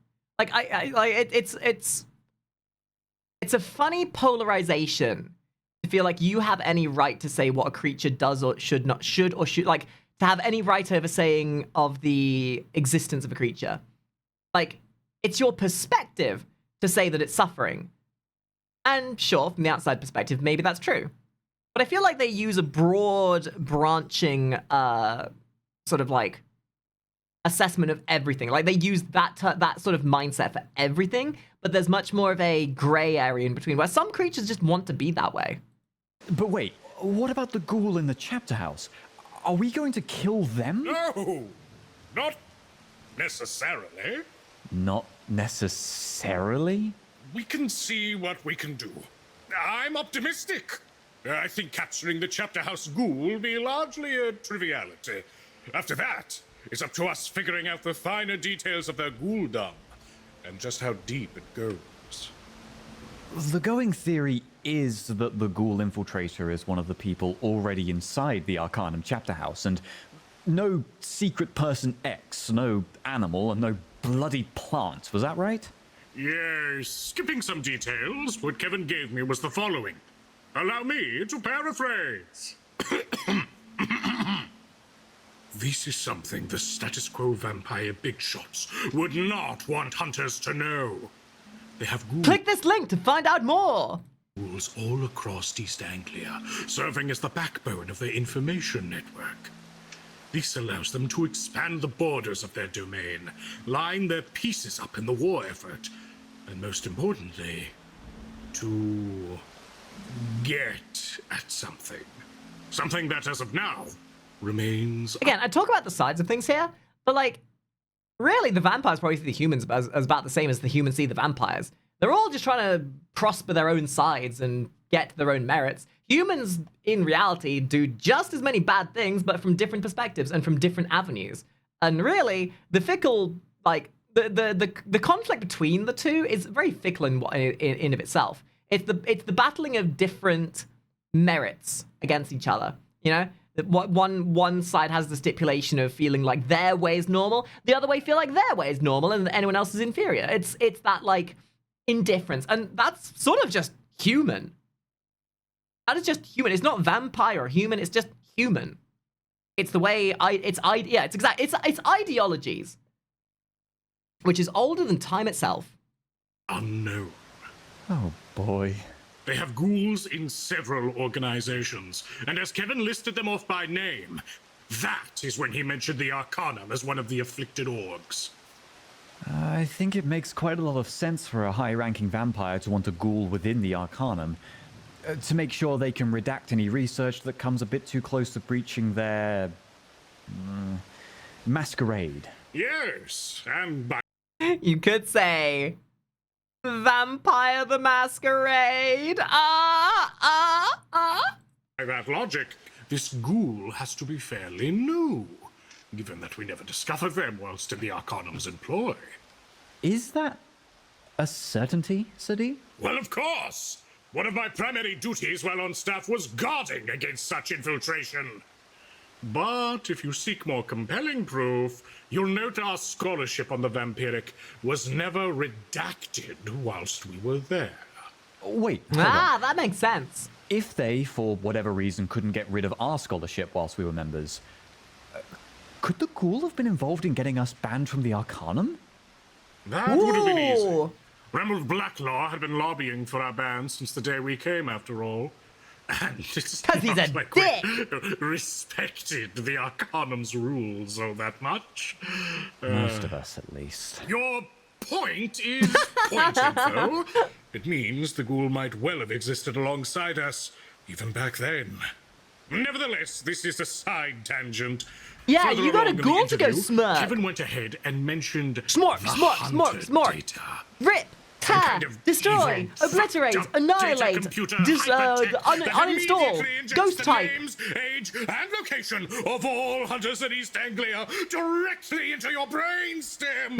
Didn't you refer to it as a floppy That disk face earlier? gets me, holy shit. I would assume it flops its way through my ear canal or something. Evil word, the computer is the devil. As I was saying, the hunter data is, of course, top priority for vampires of any stripe. Should they acquire it, they would know the location and identity of all hunters in the region. Bloody hell. With that sort of data, they could wipe the lot of us out. Why the hell would you keep Then something what like would that? the normies do? Blame the coalition. Under their watch, power and influence over the unaligned hunters will always be a higher priority than their security. What idiots.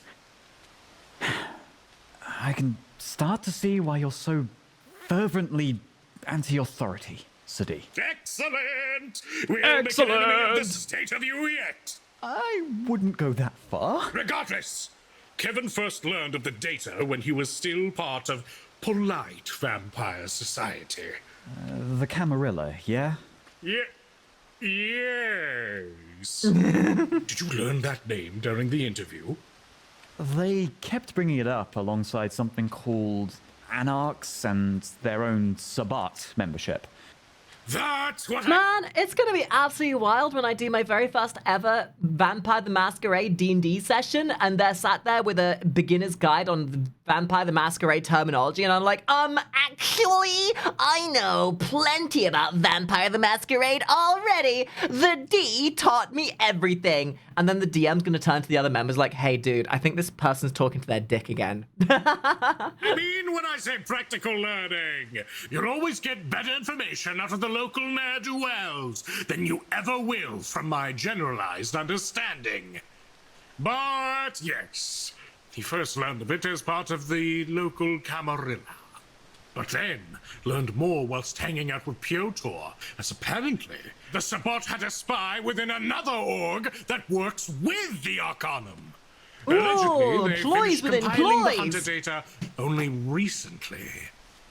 So the ghoul is going to be after that data, but it's likely locked within the archives. Hey guys, aren't you proud of me? I've done very minimalistic pausing through this. I think that deserves a like and a subscribe, if I do say so myself. The irony of saying that whilst pausing. So it won't be easy to get at. I can't imagine the ghoul is in any particular rush if they're a more permanent resident. I can only imagine them getting a bit panicky when we hit the scene. And depending on how they respond, we will respond in kind. Hopefully we can get through this without wanton violence. Well... Now, your room, was it? Yes, quick! Time for the secret tunnel! Secret tunnel! Who's ready for secret tunnel? Yes, quick! This place is woefully lacking in decor. Never mind! This place... Is that a cannon? Is that a cannon facing the door? Why do you have a cannon facing the door? Are you a bitch? Because bitches love cannons. I love my room.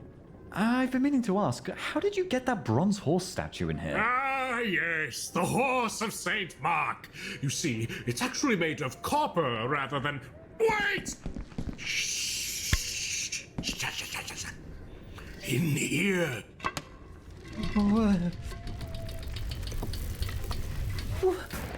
Sir, this... how have I never seen this? Also, isn't it dangerous to put a ladder in a chimney? Oh, what?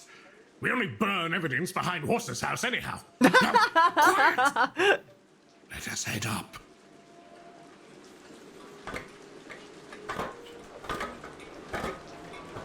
We're gonna get jump scared by the demon. Demon jump scare. Stop here. Torch on.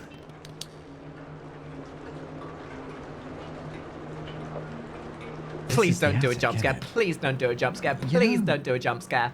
Somehow, I've never actually been up here. But Shut up!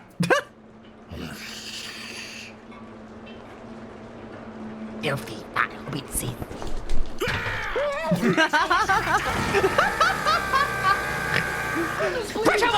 you blasted a hole in the roof cap! Got away! Damn it! Oh no, rain's leaking in. Crawled into the walls! Oh god, insurance won't cover this. Do not divest your attention in such worldly things, son-in-law! Did you see it? Or rather, them. There were more than one? Two. And those creatures, they were not rats. What? It's I love the fact we haven't even seen the creature yet. Of course! What do you hear? This started in the cellar, didn't it? It did. That's where we first heard it. Or them. I What if it was like spiders or rats that drank the blood of the dead vampires? They mentioned at the beginning that anything that drinks the blood of a vampire that's fresh enough gets the vitae of the vampire and therefore becomes a ghoul of said vampire. So whatever they're chasing must be the ghoul of those vampires. I have a theory. Come with me. We head for the cellar. Oh, God.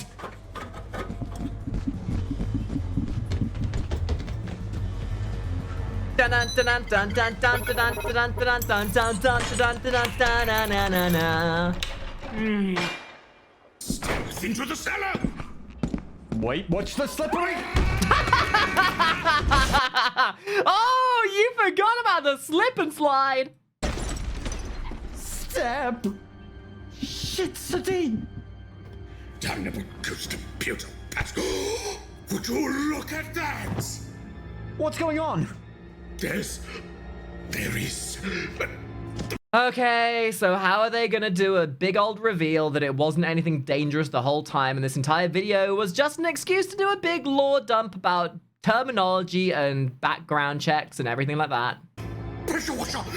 Throw it down now! Oh shit, where is it? You poor things! Oh, it's up here. Sadine, catch!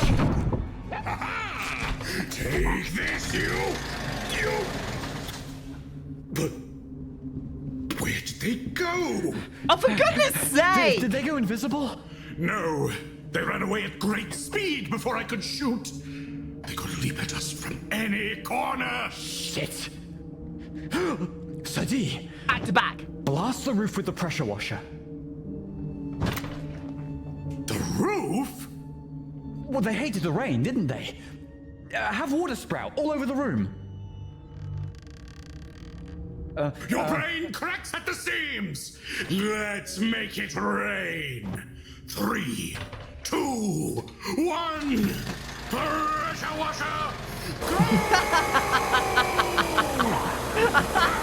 Are they seriously just going to destroy their entire house for this? There! From the big pipe in the ceiling. They're leaping down! Oh! Wait! What are they doing? They're Puppies! drinking the floor blood? What did I tell you? Ghoul dogs. Ghoul dogs. Oh no! I'm so smart! Drinking ape's blood. Oh God! The clouds have cleared. These creatures have ghouls Yeah, I'm so smart. Let's go! Woo! I'm so smart. I'm so smart. I'm a big brain. I got big brain. Is that even possible? I'm so confused. This is a highly unlikely scenario. If they were like golden retrievers or huskies or whatever, I'd say keep them around as like pets or whatever. But let's face it, they're chihuahuas. I think you're doing them a favor by putting them out of their misery. A vampire's blood usually dusts after only a short while. But Ape was young enough that his vitae remained for longer than usual. But even so, I would have figured the potency of the leftover vitae would have gone by now.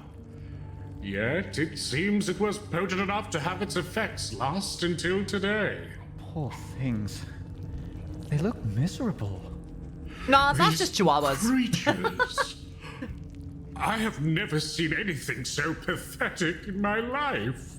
Well, this is where you find out they're not ghoulified. Are they not? Well, no, they're dogs. They're clearly dogs. Greyhounds. Don't be so sure! What? They have drank the blood of the ape boy. Sometimes ghouls can suffer immediate consequences for their imbibement of a particular vampire's vitae. Banes and curses can come both mentally and physically. Look at these beasts. Abnormal, spindly legs, balding, spotty hide. No, that's just... Have you ever seen a greyhound before, dude? Curved abnormal backs, ears like skin flaps, eyes too big for their skulls, snaggled teeth, and this constant nervous shivering, but not snout deep. Nah, dude, that's just greyhounds. I lived with someone who had a greyhound, and that was just literally the most apt description of a greyhound. Unnaturally bent, lapping at that accursed spill. They suffer a goulash of mutations, carried from the drinking of the already highly volatile and beastly blood of the ape. No, they're just greyhounds. Sir D.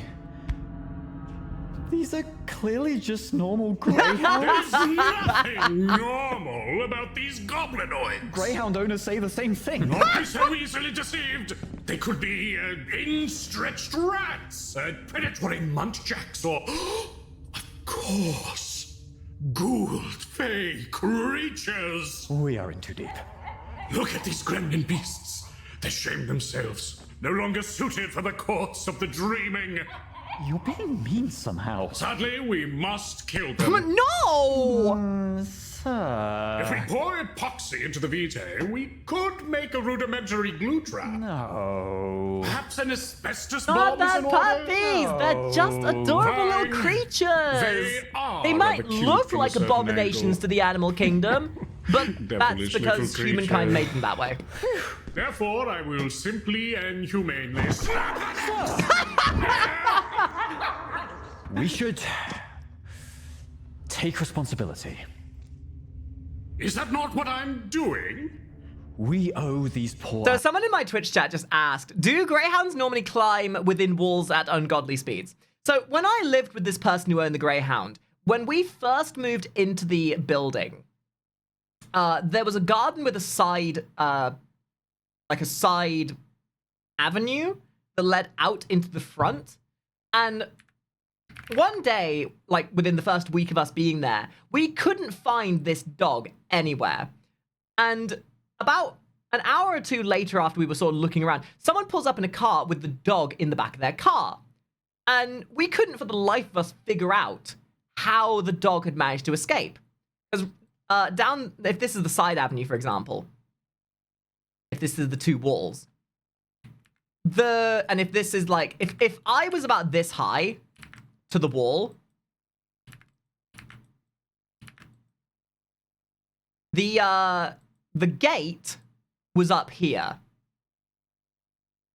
So we took the dog back in, and we were like, oh man, how did that happen? But we thought nothing of it. And then about an hour later, we get another knock on the door with a different person holding the same dog. And we're like, where the fuck did you get out? So we took the dog downstairs and we sat there in the garden for like 5 minutes watching the dog just sniff around. And then the next thing we know, the dog literally does a friggin' Prince of Persia, jump onto this wall and then over the top. So yes, dogs can climb. Animals more than this. I hate this as much as you, son-in-law, but this is mercy. It is dangerous to keep them alive. Not only to us, but to themselves. Why? Why? Have I not elaborated enough on the why this evening? You have incensed me, son-in-law. Do not interfere. Sir, you haven't really gotten to the why yet. Not really.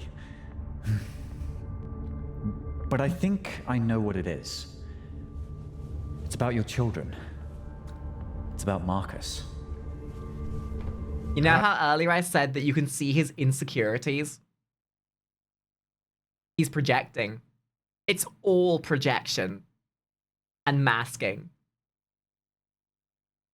For all his goofiness, for all his bravado, he is just as scared and he doesn't want anyone to see it.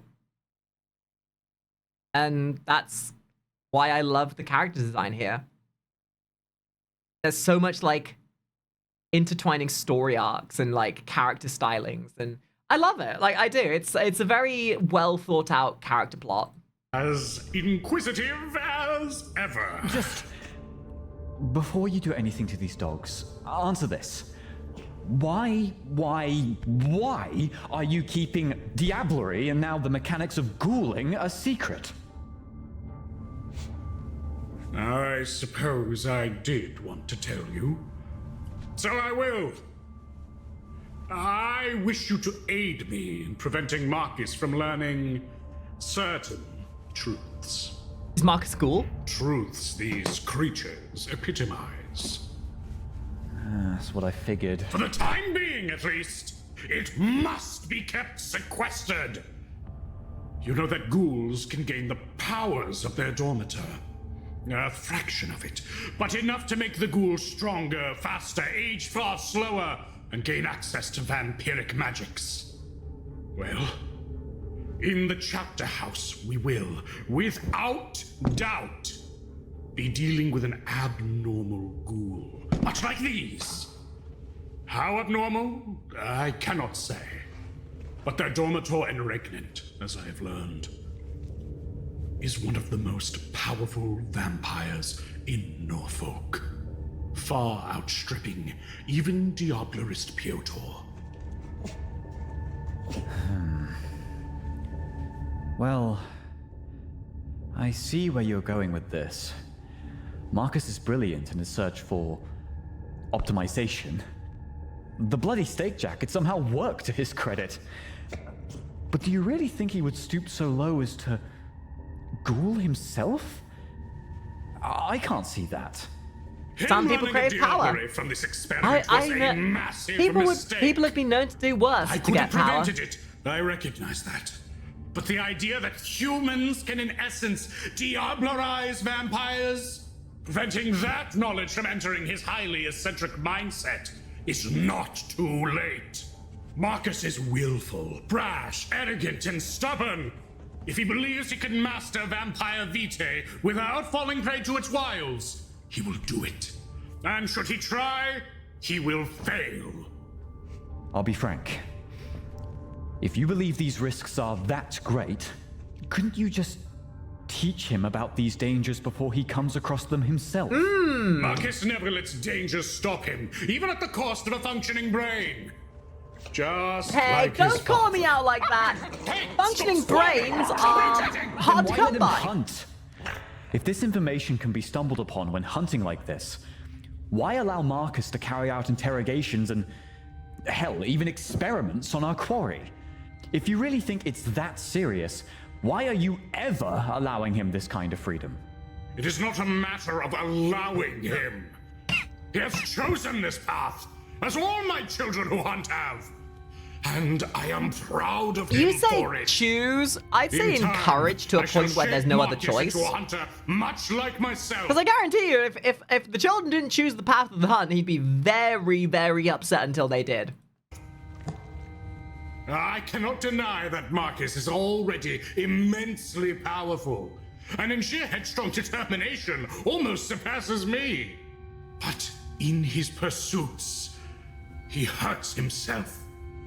Even if he is sat down and taught the risks of, say, imbibing vampire vitae, would he really listen? I think he would. I Have really faith do. in your children. At least talking to him would be worth a try. You might not have noticed, but he sees vampires, what they can do, their power, and yearns for such power himself. He cannot help it. I can fully relate. Almost any hunter can. But that kind of power will damn him. Absolute power corrupts Why would absolutely. he care if it damns him? His damnation could save thousands.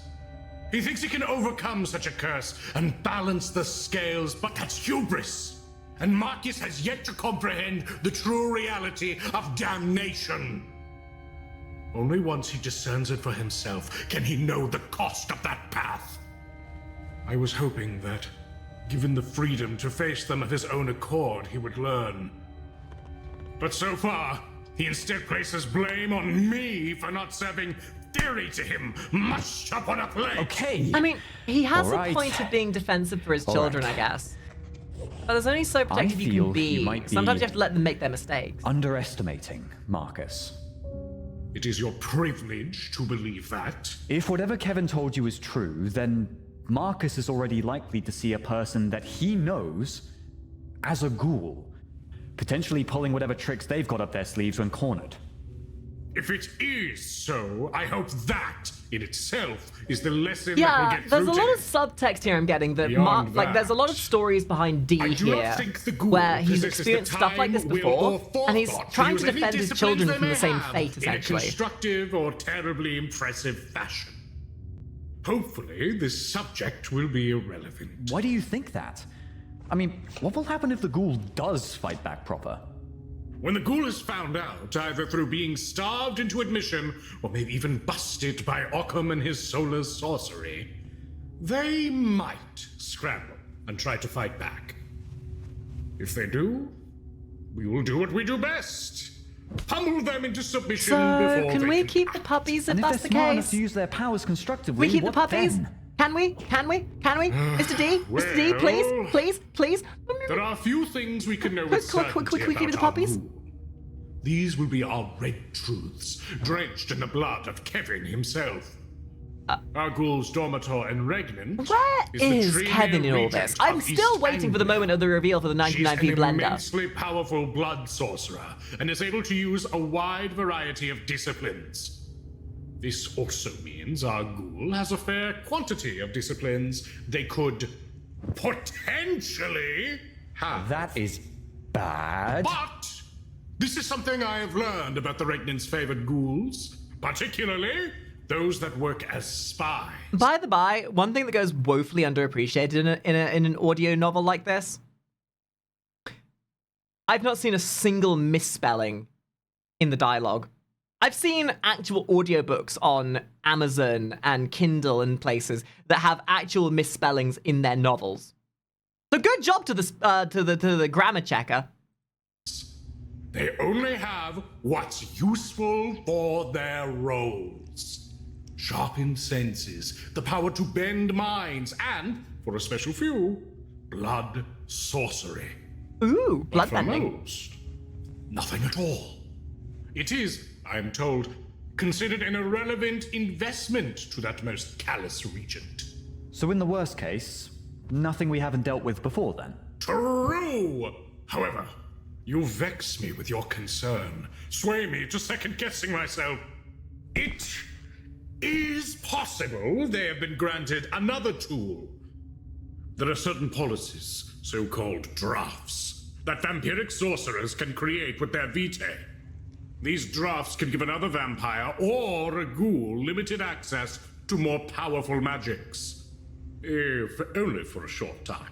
Oh god. These drafts are usually limited to disciplines of strength, speed, and endurance. But, and this is the kicker, here, as far as I know, unique to Norfolk, there is at least one more of these drafts. A draft of domination. With just such a draft, a ghoul could perform even worse acts of mind chicanery. They could give victims complex orders that will be carried out without question. They could even order them to attack their friends and family. These The sound like plot incredible thickens risks again. should they be present during our operation. We should be moderately wary. Yet the risk of this draft being present, I find, is not outweighed by the risk inherent to Marcus's knowledge expanding too far. So D, sorry, but why are you so cavalier towards the threat of this ghoul? I love how, like, I love how Kitten is essentially, like, holding D accountable and grounding him. Like, D, if but left to his own devices, would be a tirade of emotion and anger. But Kitten is like a logical anchor to this man. He's like, he's confronting him on so many of his insecurities and be like, bitch, are you being serious right now? Can you just take a step back here a moment, D. Take a step back, hold up, wait a minute, look at what you're doing, realize that you're kind of stupid. All compared to your worry over Marcus. What if the ghoul ends up a significantly larger threat than you're expecting? My priorities are not that skewed. If it becomes relevant, I will have to give in and inform Nauseous noises. My God, am I vomit? No, not again. Fine. And you will have to help me clean up the inevitable mess. Not the vomit, the ghoul stuff. Fair. Yet even so, I am confident. No matter how powerful their master is, they've walked into the lion's den. They could never hope to defeat 5 prepared hunters, a Celtic martial artist, and a really bigoted Belgian. They have no hope. Wait. Oh, right. Yeah, I get it. And frankly, I believe Reynolds will be a bigger threat to us than any ghoul. There'll be enough suffering for this poor victim even before the grand reveal. I aim for a peaceful solution. I do genuinely hope we can help them in the end. That is a wise choice, I will agree. But with that, sir, could we not please have the same fate go for these dogs? Yeah, save the puppies! Look, you've just been holding them for this entire conversation and they've done nothing. They're good boys and girls. And now we're going to adopt them and call them Bethany and George. The moral conundrum, which I will utilitarianism my way out of. Prepare yourself, canine! Wait! Okay. If you are willing to kill these animals for the sake of Marcus's continued ignorance, at least tell me, when do you think Marcus will be ready? That's the question. That is something I cannot tell you. Not. This is some serious yet. family bonding. You know, a lot of families, they'll do bonding over different activities. A game of Scrabble, maybe a video game of some kind. Family time with a movie. Here in this house, we bond over the desecration of ghouls, vampires, and other eldritch monstrosities that the mind couldn't even fathom. Family time. In all honesty, sir, and sorry, I must be rather harsh here, you are being irrational. You dare! I can't see Marcus ever going as far as you are worried he might.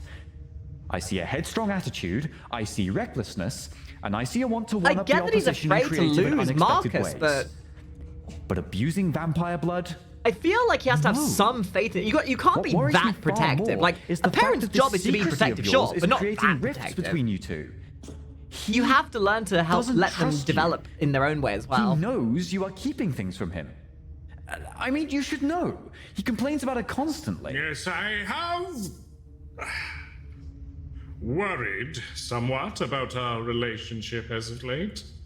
I think you should consider that perhaps what you're seeing here is a projection of yourself. Oh, I called it! Yeah, somebody pick up that phone, because I called it! What did I say? Literally half an hour ago. Yep, that's what I've been saying. It's all projection. It's all, like, I'm an artist. I studied film studies, animation, but I have a major fascination with psychology and the general workings of the mind. And I can see a lot behind people's emotions and everything. And it says leagues and droves about the story writing in this show. The fact that they can impart such emotion and personality and the feeling of exactly that. The fact that I was able to pick up on it says droves about the acting in this. Jesus, damn, I'm good. Your own failures. Yep. Not a projection, a reflection. I see in him myself in my younger That's what days. I thought, yes! I see a dark future that can still be halted in its tracks. And I see that ghouldom is only the surface of an abyssal trench. One Marcus has already once stared into. What do you mean? What on the earth making a mistake, indeed? I'm starting to think that Marcus might not be entirely human.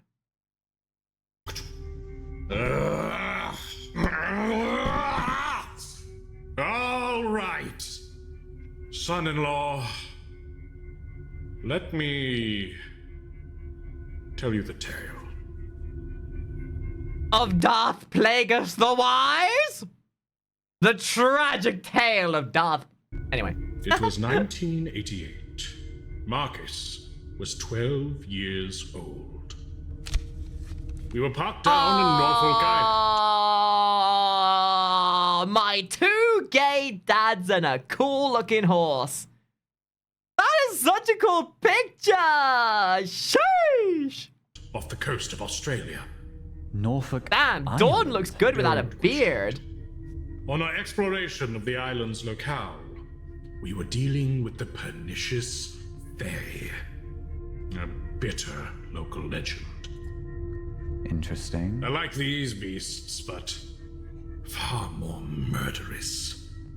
I shan't say much else specific, for the nature of the Fae is far beyond our current purview. Suffice to say, we were thrust into a net of intrigue and horror with a sadistic fate. It took me a couple seconds, but I've just realized the horse has a cigarette and a gun.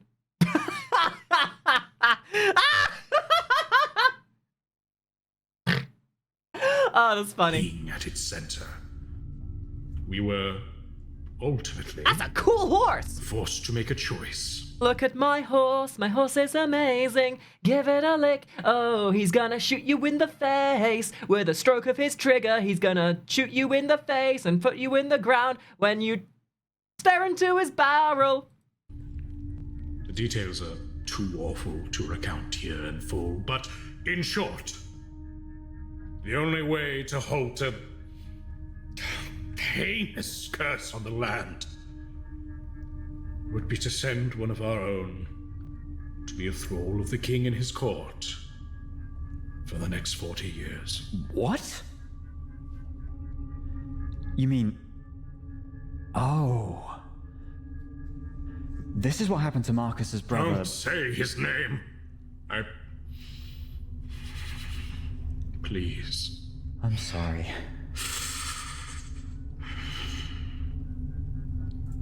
Marcus knew what was going to happen. And despite his youth... So Marcus wants to gain control of the ghoul stuff to get his brother back?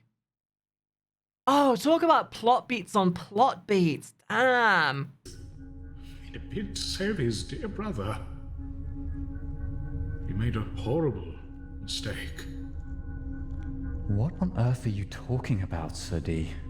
In his attempts to thwart this dark bargain, he believed he could make another.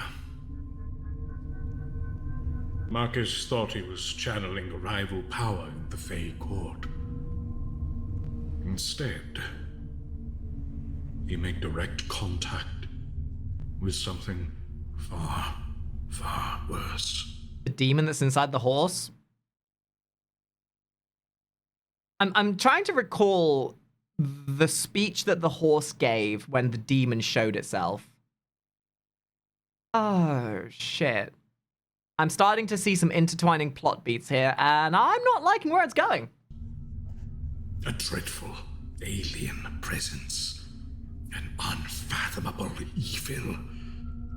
It is beyond description, son-in-law. An outer force. Not a monster. Not a demon. A thing.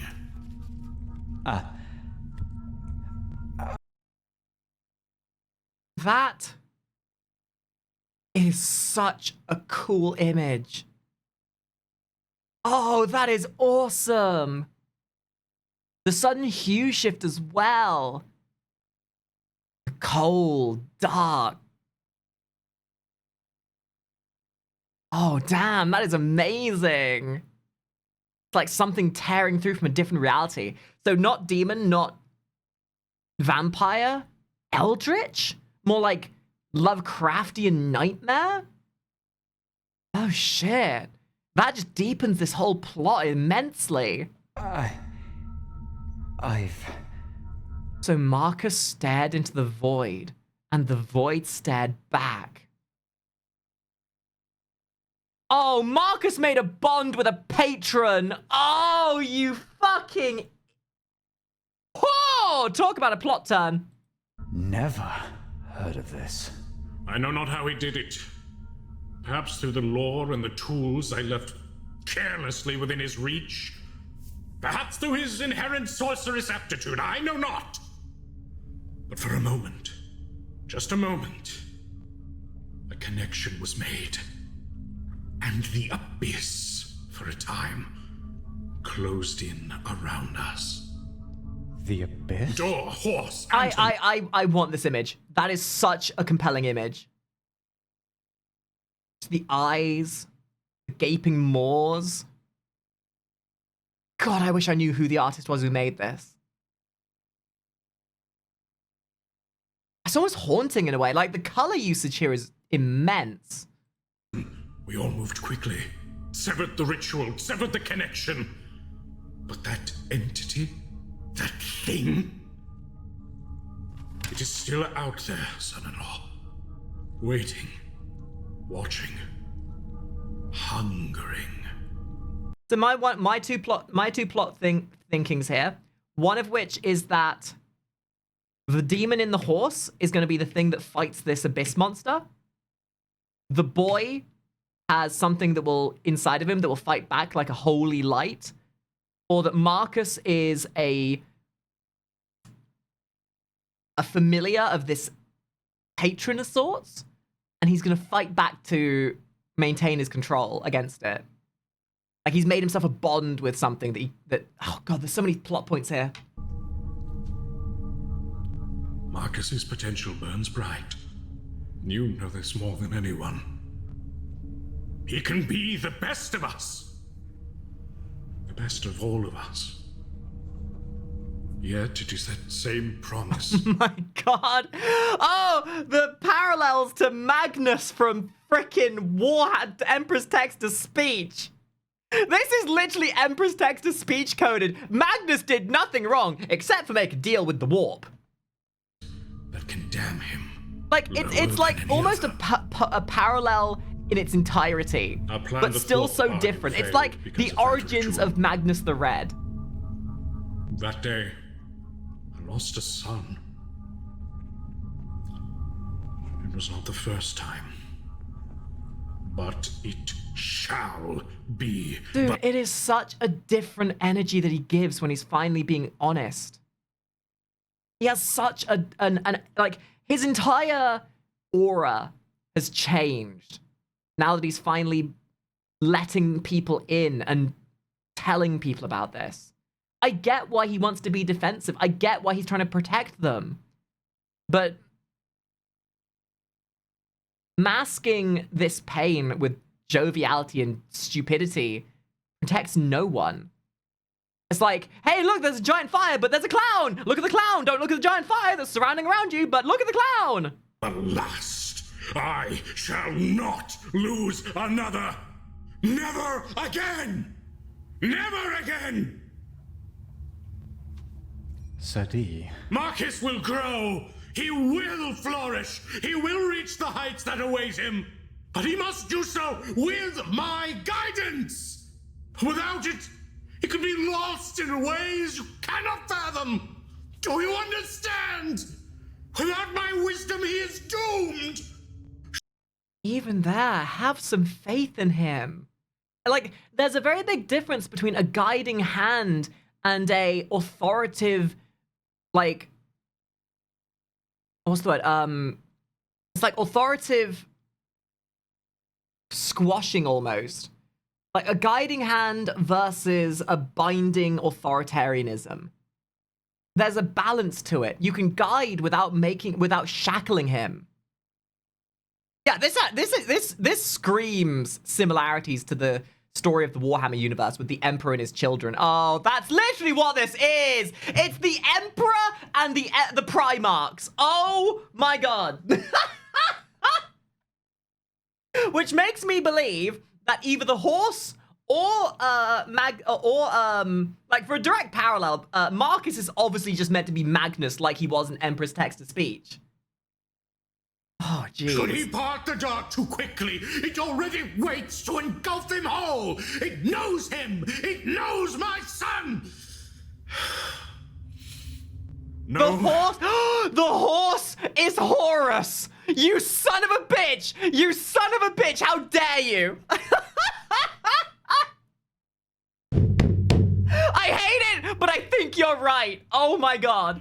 That as far as what the supernatural is, as far as what we must face, as far as the true horrors of reality are concerned, ghouls are specks of dirt at the tip of the froth on the surface of a trench so deep it is literally impossible for us to fathom. By the way, thank you for all these follows, by the way, guys. Appreciate it. The fight against Sorry, I'm so them immersed in this. This is absolutely so compelling. To our reckoning. It lays the very groundwork for our whole operation. Make no mistake. But there are realities out there that are simply too far beyond you. And Marcus, in his youth, no less, caught a glimpse of the million eyes that stare from the bottom of that trench, and their gaze followed, even as he looked away. Why has he never told me this? Because he forgot. Forgot? So there's something in psychology that's a defensive mechanism the brain uses to hide itself from trauma. When the brain, when the mind, to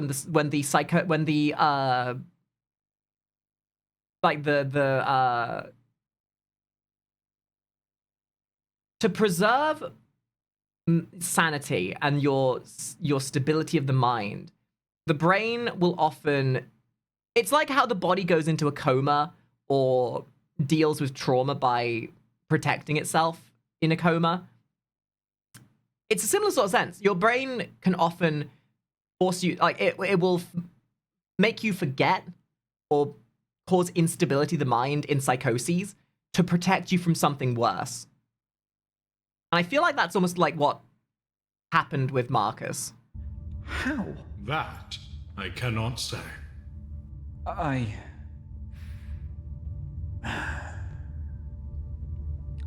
I understand. So, please, even if you cannot see it, please, just wait a little while longer before you say too much. Just a little more. That's gracious. Please, just say, how about... Yes, yes, the release of that video game you two keep nattering about. Oh, what game? 2006. Oh god, what had been released in 2006, 2008? So excited about being released after 10 years in development. Team Fortress 2? Yeah.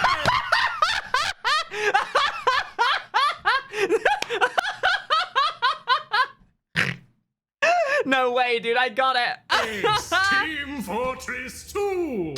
When it is released, I will talk to him.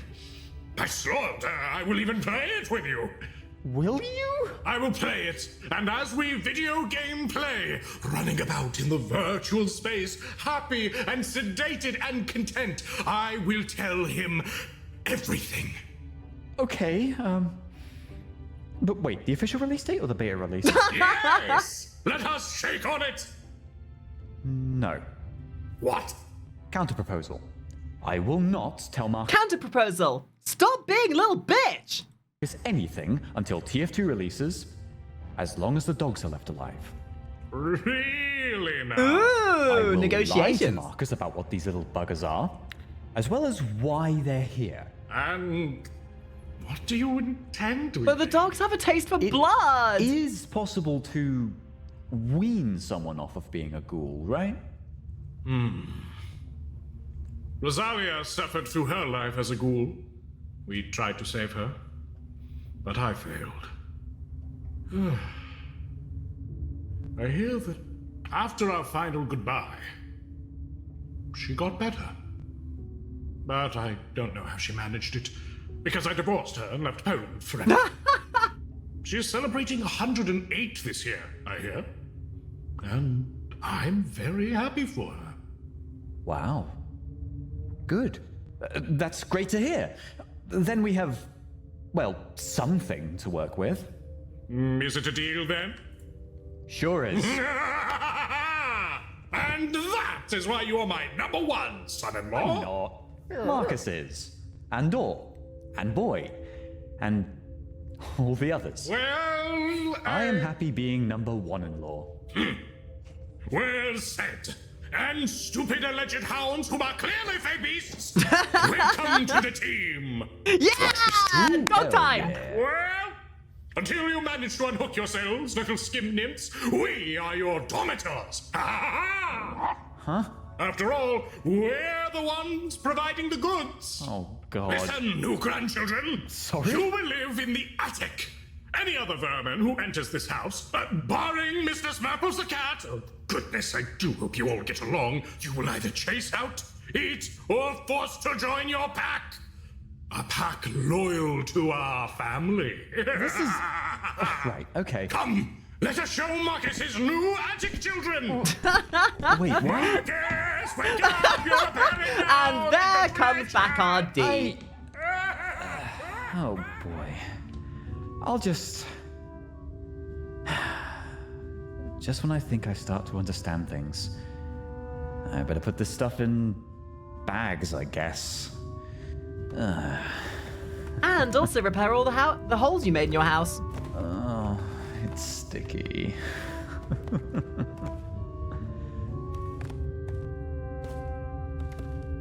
That it?